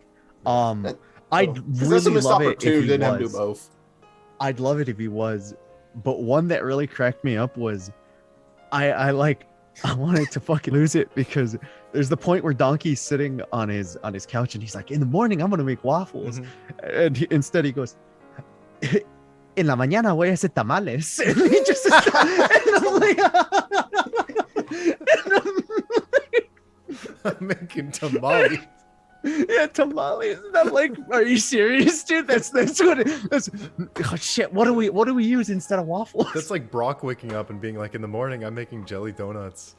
Yeah, I mean, at least they didn't do tacos. I feel like they tried a little bit harder. Yeah, well, yeah. Tamales. But I mean, how do So, you The get And I Shrek also, voice as actor soon as was he said- really close too. Huh. He As soon did as like you a said Spanish dub of accent. Shrek, I was just like, who would play Donkey? And I tried to think of Spanish comedians, and for some reason, Donkey's Carlos Mencia came to mind. That's just the only. Oh boy. So he doesn't do the Scottish accent, but for some reason, something about the voice is like, Yeah, I yeah, can that's picture Shrek. it actually. That makes sense. Yeah, like it's like- just the gruff kind of like raspy. Yeah, it's just like yeah. a gruff kind of, yeah. And it's not even like super deep voice. It's It's kind just of the like, demeanor. yes, it's Yeah. he gets the demeanor right, and I'm like, That's good. I can believe this. This guy's Shrek. This guy Shrek is Spanish now. Shrek, but you know, he's got a little something different about him. Yeah. Something tweaked. Was there any major changes, or aside from that, or what? I wouldn't think so. Some of the songs that all of the songs that Donkey would sing, because I realized Eddie Murphy would sing a lot of stuff. Yeah. He would sing them copyrighted. in Spanish. Yes, he Oh. would sing them in Spanish, That's cool. and he would basically like do the same song, just kind of adjust the lyrics because there's like it's not too difficult Because to the get flow it of to. syllables, syllables, blah. Jesus. The only one that was different was at the end when because all the music also was the original music, like All Star played, and Oh, everything that's cool. else like played, but The at the end, what's the song that plays during the fight scene with the huge barrel of beer? oh, That's not bad reputation. Reputation, Yeah, I think it's Reputation. Yeah, Avril Lavigne. yeah, that plays. Oh, Avril Lavigne. That plays. It's good. That plays, and what else was it? There was one thing like the Muffin Man story was the Muffin Man scene with Farquaad. They used a different, like more Mexican kind of kid story, but it was similar. It fit, like it was like That makes sense. I mean, it's not really imperative to the rest of the story. It's just kind of a reference to. So that's cool that they did that. Yeah. That makes and sense. Like, who the what fuck else is- was it? Oh, what is At the Drury only Lane? thing- We're not English. Yeah, here's a quick. Do you typically go about picking your color palette for art? I kind of go with the flow of it. Usually I like something vibrant. So I tend to like sometimes I just try to figure out something to plop that'll pop. Like I like yeah, right, it rhymes. I like something that I've started to do a lot is when I have the option, I like to put a lot of pinks in my sky. Like if I have like a big sky, I like having like just these nice, vibrant but still natural feeling colors. That's an interesting thought. Just in general, like in certain people's art styles, if there's a time of day that they just inherently, instinctively start to draw. Yeah. That is. Because, yeah, me going as an not artist, I have no idea. I mean, sunsets are obviously the prettiest, so if that's kind of the theme that you're going for. I think what I want to do, because I'm tired of picking colors and having things not turn out right, I'm just going to start like grabbing images or like illustrations That's- that I like and just making That's a really good one. just yeah, making my own color palette, or not making my own, but stealing all the colors that I like from it and then using it in a completely different work. That's fine. Something. That's okay to do. Yes, it is. It is. And something that was very fun to me was I've been DMing a game for a couple friends, and a friend talked me into playing Fire Emblem recently, and I was like playing a little bit of it. I talked a Yeah. little bit about this with you, Chuck, but there something that was really funny because I was streaming it to them over Discord whenever I was playing, and I was going chapter by chapter, and I kept fucking losing my shit because the portraits looked really funny to me. Like there would be these really gruff fucking dudes mixed in with little anime girls. Oh. And it's Yeah. like, but something that I started to do as like a bit of a fun thing for myself, a fun exercise, was I really liked the faces of some of the villains or some of the random bandits you would come across. And I was like, I'm gonna grab this what is guy's in? face. What are you talking about? Fire Emblem. This is like a Oh, very early Game Boy yeah, game, okay. Blazing Blade. And Yeah, it's like chainmail, or basically just top down, like yeah, grid it's like- based. Yeah. yes. They go more And, 3D as they go on, but yeah, base ones, it Mhm. literally is just a grid map. The funny thing to me was something that I used as a drawing exercise was I grabbed one of the faces of one, and I was like, You build a I body like- around it. I built a body around That's it. cool. I turned them into an ogre, and they're in my game for like I've been DMing a game on Thursdays, and I just turned them into an ogre that they were gonna fight later. And I had That's like awesome. and it kind of gave me like a feel for them as well, where I'm just like, this guy seems like he has like this sly look about him. I had like this chunky like ogre just running forward. Yeah. But it was fun. It was little things like that help a lot to kind of you kind of give yourself a limited tool set, and you're working off of this. What can you make out of it? And that's very fun to go I think off that of. helps to not like overthink what you're working on, because it's kind of like a tutorial sort of thing. It helps you get back to the basics. Where like I've been noticing when I get really late into games where I unlock a bunch of different skills, like Dying Light 2. I played a decent bit of that recently. It's pretty fun. Nice. But the more skills you unlock, the harder it is to mentally figure out what you're trying to do. Because it's a parkour game with a bunch of combat different to it, and then you can block or you can dodge. So there's a lot of branching mental paths you get to go down. And then when you unlock everything, you have to go down them every time. So it's almost less efficient mentally, but the game starts to play itself. And when you're doing art doesn't play itself. So I feel like it's really good to just strip all the tools down and just play Minecraft again. This is something kind of funny that goes into, I guess, bringing it back to like D&D and stuff like that. This is like a reason why I tell people, because I know a ton of people that tend to really love spellcasters, and they love playing like they love having a huge amount of utility and like doing all these things. But sometimes this is the reason why I like playing a martial character, where it's just like I'm like a monk, or I'm a fighter, or I'm a barbarian, because it gets me in the mindset of I only have these couple of tools. But that's not entirely true, because my other tool is I'm strong as fuck, and it becomes this thing of like, there's a barrel next to me. What the fuck is in? I want to throw it at him. Yeah. And Fuck you. I've also heard that argument that a lot of people that DM a lot, they like playing martial, simple characters that don't have a lot of things because That's they your don't want to think, because You're they're breaking the used to overthinking everything and having to keep up so much stuff. So just playing a barbarian and going and hit stuff, that's fun. I'm gonna smack I the shit out of actually this. have kind of a tiny gripe that I'm just realizing. I was gonna bring up the point that when I first made Roast Stibbles, me again. No, when I first made Stibbles to play in Jacob's game, I think in the live game, I was like, okay, what if I made a character that had a fitted out backpack? Like their skills don't matter because they do just got resources, shit so in they the use all like the tools in the game. They use all the items and traveling materials. They rarely ever come up in anything.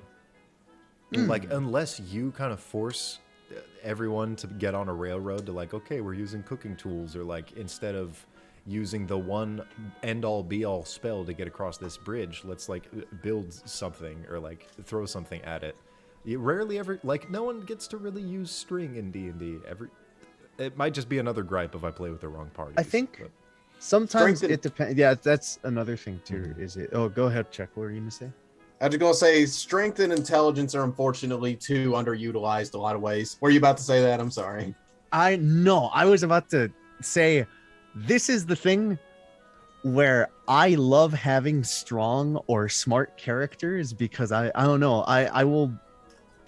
It depends. It might just be that I have like a good group that's willing to play off of that, but it becomes a thing where it's like, yeah, athletics check all the time for me. I'm fucking good at these. I'm gonna fucking Yeah. And it's not even just like fighting. It's just like a thing of I had a character one time where we're in a cave and we couldn't get past this giant eel that was in this underwater part, but we could see that there was an opening. And it was this thing of, okay, we got to get into this next room, but how the fuck do we get to this thing? Where like everyone was thinking, well, we're gonna have to get down there, but we're at a huge disadvantage. And my character had a what do you call those things? The grappling hook, or Yeah. he had a grappling hook and some rope, and I was like, we just killed a bunch of spiders.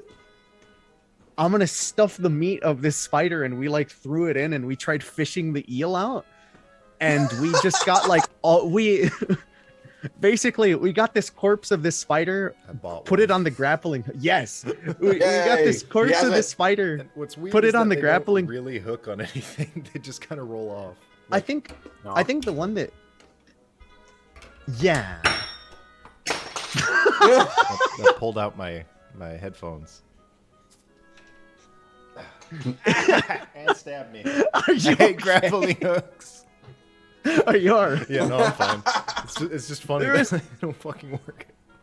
There was a funny thing where my character kept using this too, but it was this thing of we just picture the grappling hook was fucking huge, and my character used it one time where I got the party to help me too, where we threw it in there with meat of this spider attached to the grappling hook. We tried to fish out this eel. Oh my god. And my character started raging, and the other fighter in the party grabbed the rope, and combined together, we just started pulling the eel out, and we just suffocated it on land. That's so mean. That's metal. And it's just like, we fucking did it. Yeah. And another time we used it was griffins kept fucking with us. This was the first time I used the grappling hook.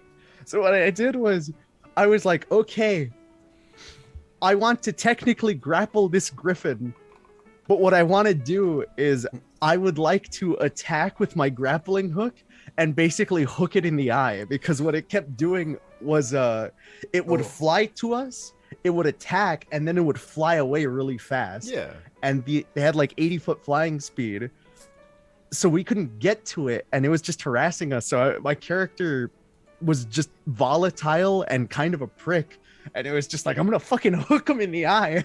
And when it tried flying away, I just started like fighting with it and pulling it back, and I had like a noose on the other thing of the rope, and I just put it around a branch, and we just started beating the shit out of it. Oh my god.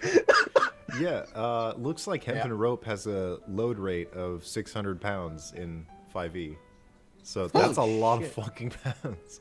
Yeah, It's good to know. Yeah, and So, then if you have two of them, and it's just, I feel like, yeah. And also, I just feel it's a point of a DM. Don't use strength or intelligence enough, like in their games, since most people don't know the difference between investigation and perception, and will default to perception because it's easier. And a lot of traps, think about it, they're usually skill and dex based, so you don't really see athletics get used a lot for traps when there's good viability for using strength to get around some things. I also, just going back to the one thing that you mentioned, Mario, I feel like taking out monsters' eyes should be everyone's first move. Because that's blind like, the that's fucker. general survival tips. Like, if you strip away all the combat, all the RPG elements, you immediately just get, oh, I'm gonna go for the eyes. I'm gonna make sure it can't see so that it can't fight, and then I immediately own the playing like the battlefield. That is the Playground. highest ground you can get. Someone, I think it was Bunny Bun again, asked, what is the earliest RPG character that you remember? I assume we all remember our first, right? In like tabletop Vaguely. or like Yeah, I would say tabletop. I remember I had a Minotaur monk, and this was before Minotaur were like a playable race. We homebrewed it, and his name was Squanto. And, I like made up a name. I like sounded out a name, and I was like, You made he's up like, Squanto? yeah, I made up Squanto the Minotaur, and he was a white bull, and Okay. I think his backstory was that he was an orphan that was left at a monastery that was full of gnomes, and he had a very rough upbringing. And, my first one was for kind of just a quick combat encounter. Like, he just slapped the game together to show us how it would go, and he was like, there's a bunch of vampires in that forest, go get them. So I took one of those online quizzes, like, you know, what class am I? And I got chaotic neutral ranger, go figure. So I put together a ranger, and I really like Latin names at the time, so I named him Pilius. I don't even remember what that's for. He just had a bunch of hats. The one who pillages. It was immediately just kind of this Skyrim playtest of the game, where like, okay, there's a shopkeeper with a bunch of goods. I stab him. I take his goods. Oh. That makes sense. I leave. And then I tried to burn down the forest that the vampires were in to just fix the problem. And You see, this is the he thing had we're a talking hard about. time with me because he's like, fucking, the trees are too spread out. Like, the forest is not thick. it's not dummy thick enough. Yeah, it's not thick enough. No dummy thick dryads. Yeah, sadly. Lasai. Goes into the forest. No romanceable dryads. Goes back inside. That's it. Do you remember yours, Chuck? Yeah, I tried to find some bitches. They aren't in the forest. I try not to think of my first ever one, because if y'all haven't heard the story, my first experience with D&D was also my worst experience with D&D. Oh man, that sucks. I wonder if that's common. But go ahead. No, my first few encounters with that were honestly terrible. So basically when I first got to college, as you know, you wouldn't think Alabama would be not known for having nerds, but I couldn't meet anyone that played D&D. It was Really? weird. And this is in Yeah, I know, it's Alabama, you crazy. said? That's crazy. I know, That's right? insane. Madness. So there So, you were, yeah. surrounded by voluptuous women Chads. and Chad. God, I know, right? No, just beautiful women from aisle to aisle just want to play D&D with me. It was awful. They were so annoying. Ah, So, that sounds miserable. Lasai. So, no, when I got to college, this is just going to be showing how bad a move I made at first. It was right before 5e came out, and I figured, well, the only way I'm going to be able to play is if I DM my own games, because I didn't know anything about D&D, but I found some Nerdarchy videos. Like, this sounds awesome. I want to try this. And they just got recommended to me on YouTube one day. It's like, oh, this is cool. You were the first guys that So- interviewed us. It was cool. Too. That's awesome. Yeah, they I seem cool. remember that. Yeah. But anyways, so I go to Books A Million, and which was already never buy a book from Books A Million, order it off Amazon or your local store. Just don't go to Books A Million. Or order it 'Cause I paid- from oh. the sailor, if that is at all available, or from their portfolio, because Amazon takes 60%, if not more, from all sales. Oh, does it? That's Did the not know that, standard- never That's mind. the standard wholesaler, but because they're a massive conglomerate, I would avoid buying books there if you can. Okay. Instead, buy all your books exclusively from Eldermancy at From Ghostfire Gaming.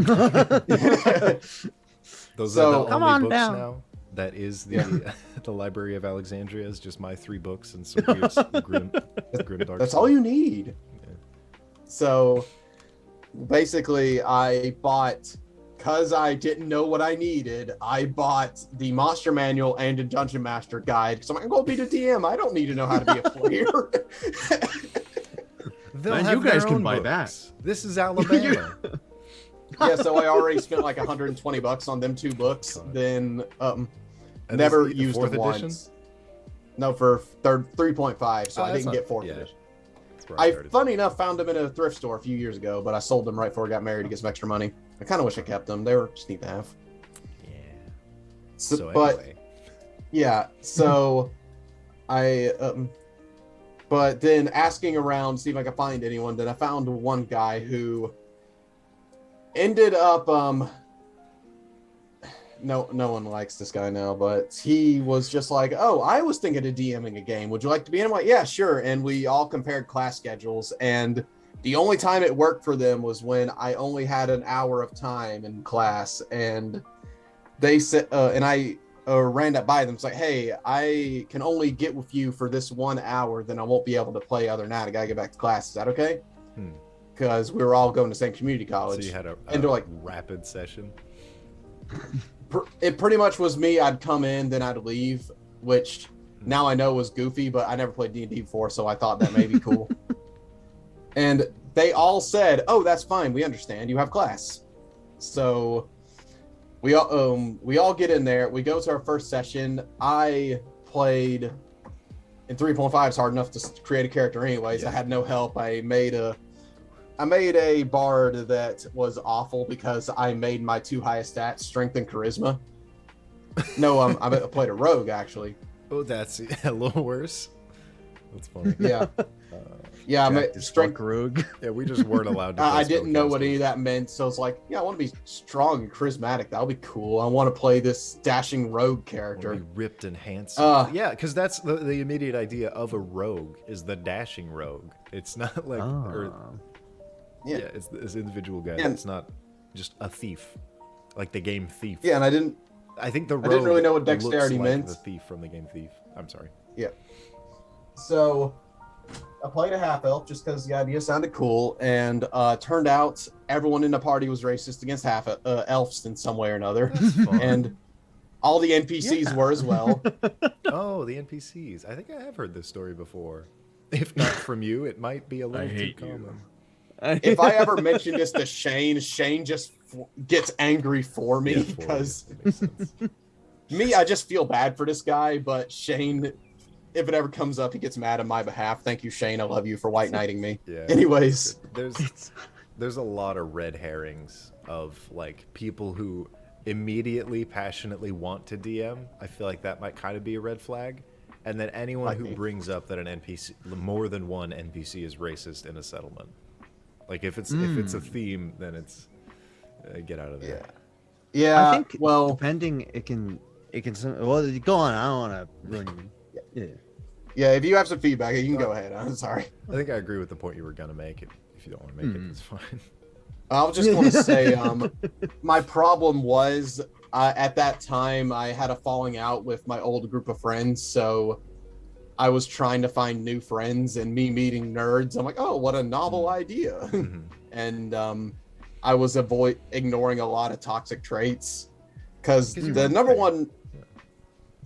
one red flag should have been, we were all going to go talk about the campaign, and me and 2 other guys walked out. As soon as I try and get in his car, I was like, whoa, you can't get my car unless you pay for gas. We were going less than a quarter mile away to a McDonald's. I could walk So there as 20 fast as you could cents? drive Yeah. there. And he's like, what? He's like, yeah, if you're going to weigh down my car, you need to pay gas. I'm like, He called you fat and demanded money. Damn. And smelly. It was unfortunately, look on a his lot of them face. words you said described him, actually. Ah, he's fat and Oh, smelly. well. That guy sucks. He was very unhygienic. Anyways, like I said, I just feel bad for this guy. I can't stand it. So, and anyways, the boiling point of what should have been the thing is I didn't know I was doing in combat. Everyone was making me to butter their jokes. The other person who wasn't the rogue in the party stole my shoes while we were asleep. Didn't let me roll for it at all. it was just like, I want to steal his shoes. And he's like, okay, you steal his shoes. I'm like, do it. Wait, what? And I'm just like, when we wake up, I'm like, hey, I noticed my shoes are gone. Can I say something about this? Nope. Or look and see if anyone's in the party has them on them? And he's like, nope. It's like, no, I hit him so well, we can't find him. I'm sorry, that's Okay. a shocker. The GM immediately saying, no, you can't look for them. No. Wow. No. Yeah. No. No. And then shut up. At that point, I'm just getting annoyed, but I just wanted to be around people, and Yeah.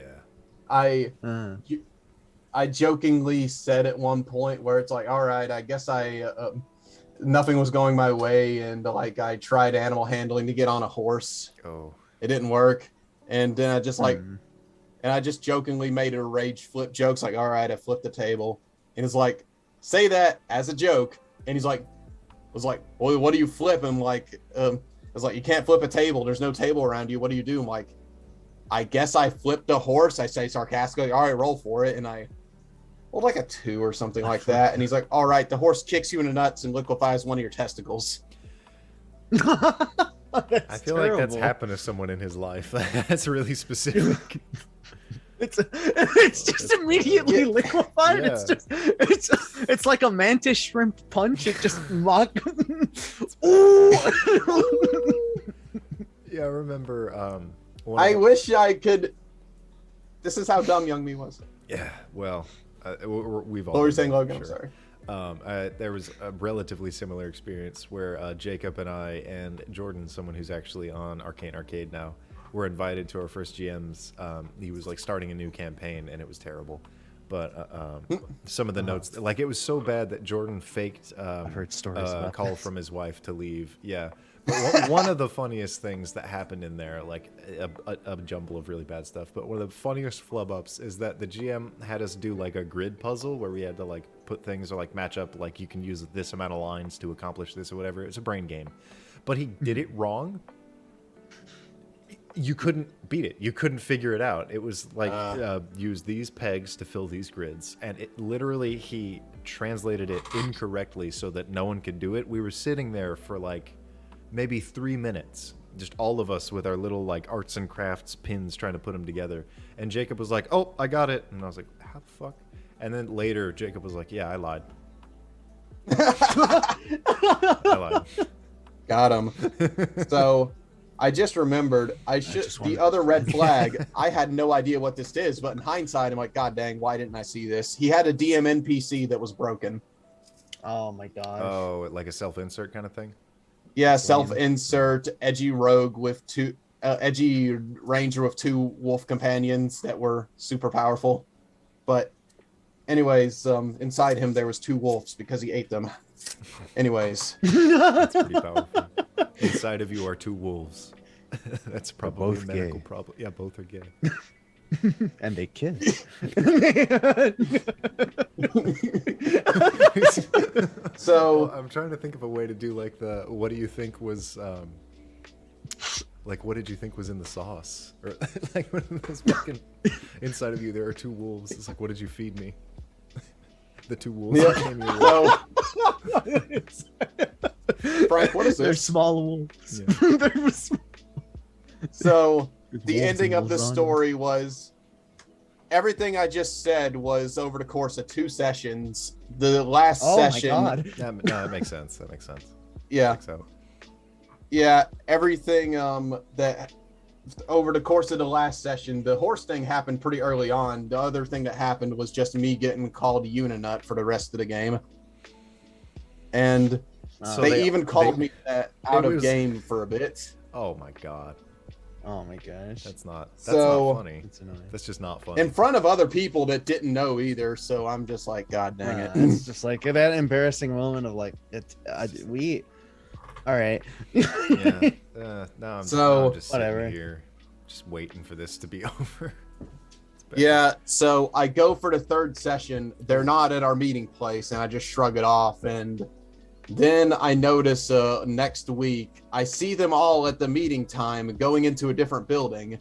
And I go to look and see they're all playing without me. Oh. Well, that And- sucks.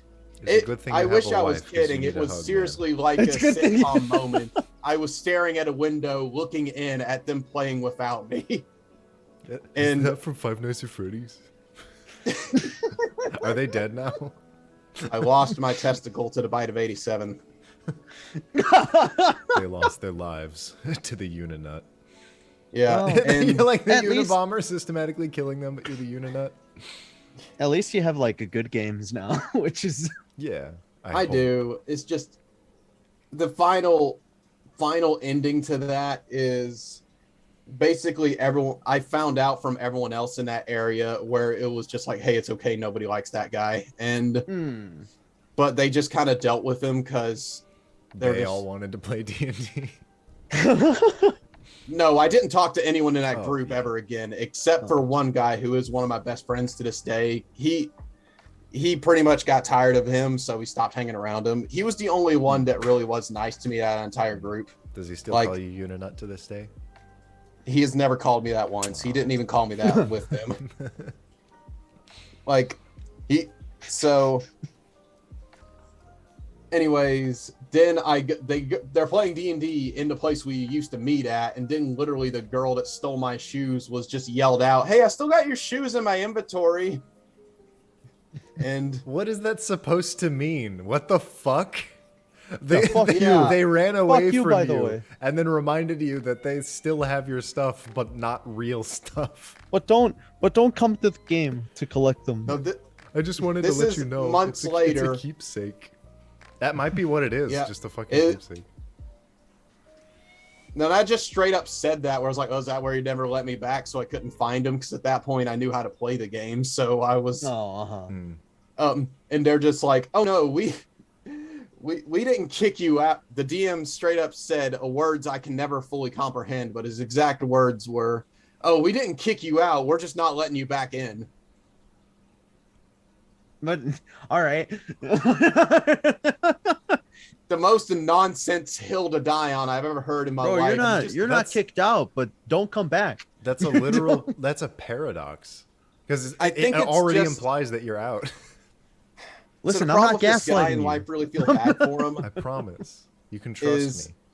He's a very insecure guy who is that kind Aw. of guy that's perfectly fine one-on-one, but when he gets with a group of people, he has to put he someone tries. else down Hmm. to look tougher. That's lame. That's pretty epic. And- I bet he's really That's tough and super lame. strong, and everyone likes him. No. And I became doesn't that smell guy bad, for man. him. So I think as soon as I challenged that authority, that's why he had the worst offense ever. You brought the nerd hammer down. And I'm just like, all right, dude. And he tried to talk to me a few times after. Apparently some ice road trucker now or something like that. And he's like, hey, you want to play Pokemon sometime? I'm like, no, I'm busy. No. And Yeah. that's about the extent of it. It's sadly my first and worst experience in D&D. And yeah, I've had a lot better experiences since then. I haven't had a lot of good experiences as a player, but I'm what getting happens to more. You're not unwelcomed here, but you are banned for life. Banned for life. It's just stupidest point I've ever heard. Mhm. There's no consequence for speaking in the general chat. You will be banned. There was a really funny note in that first session that I did with that crappy DM. That I think, like at the time, I was just like, "Ah, well, I didn't think of that because I didn't know that would be part of the game. But now it's like, yeah, that's really funny. I was stabbed by that shopkeeper that I think either killed or tried to kill. So I had his entire sword in me when I walked away. I was like, dude, I got a sword. And then I drank I drank a healing potion, but I never said that I took the sword out of me. So he's just like, So it yeah, just the healed wound healed inside. around the sword. So I was like, great, man. Just- Great. Now I'm just You're just walking around with Axan that Morgan shit. from One Piece. Yeah, right. Just the My Hero Academia guy with the like, My chest first wound. game. Just the sword there forever. My first game was honestly one of the best that I've ever played, and it's really funny. Rubbing in my face, Because- Mario. I get it. Well, the funny thing about it is it was great because I played with a bunch of friends and the game disbanded because at the end the DM is like, I hate all of you. You all give me a headache. fuck you. But we're still we're all still friends. It just became a thing of like, we can't play with each other. This gets too hectic. Yeah. Because it literally boiled down into, we just had a bunch of stupid memes and the story stopped making sense. And like at some point we fought Sans Undertale. There was literally a plot point where there was this shadow that we were fighting, and the DM started making stuff. It was honestly one of the first moments where I was like, you could just make shit up. This is great.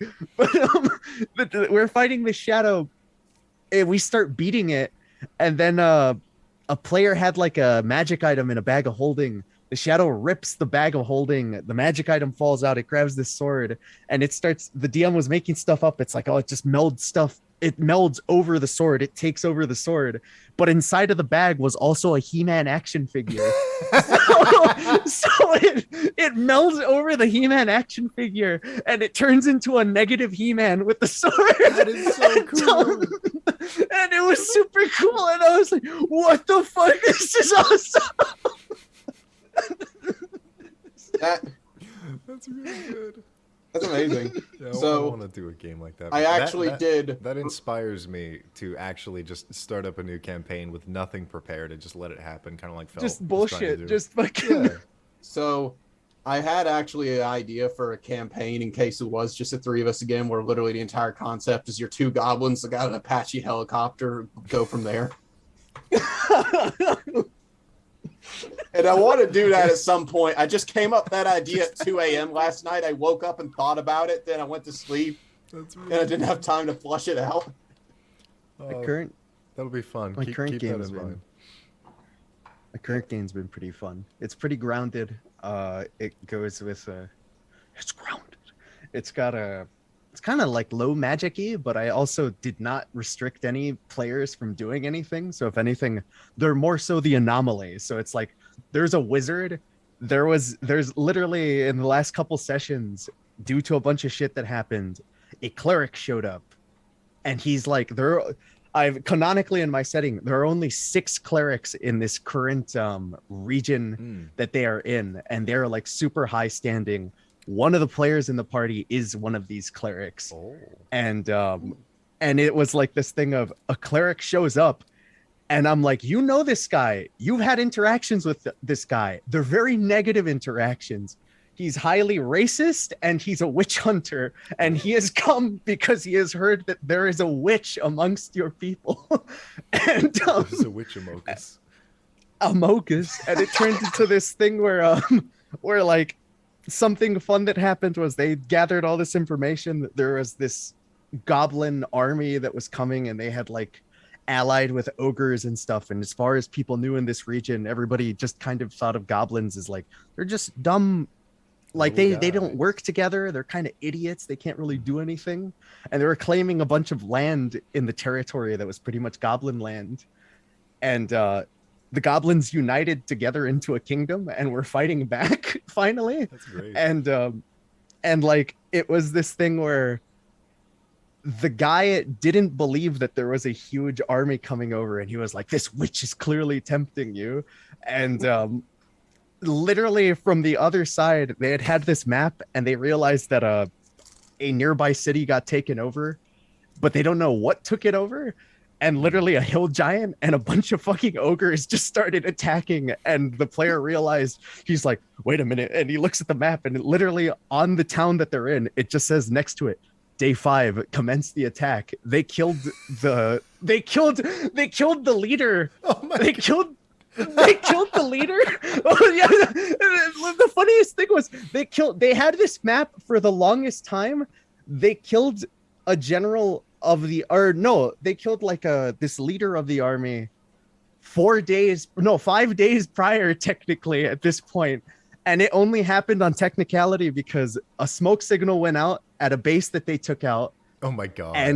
And the guy was like, he had a way to get there very quickly. He had this magic item. This was also what came up with the statues, the fucking animated statues. He had like this dragon statue that would turn into this big dragon mount. It was basically the bronze griffin. Yeah. And he like flew out, he came to check it out because he could get there the fastest, and he brought people with him because there was like there were guards there that they had assigned at this holding point, and the players fight him, they kill him, they come back, and they look at the map, and it's like, wait, today's day 5. Oh fuck!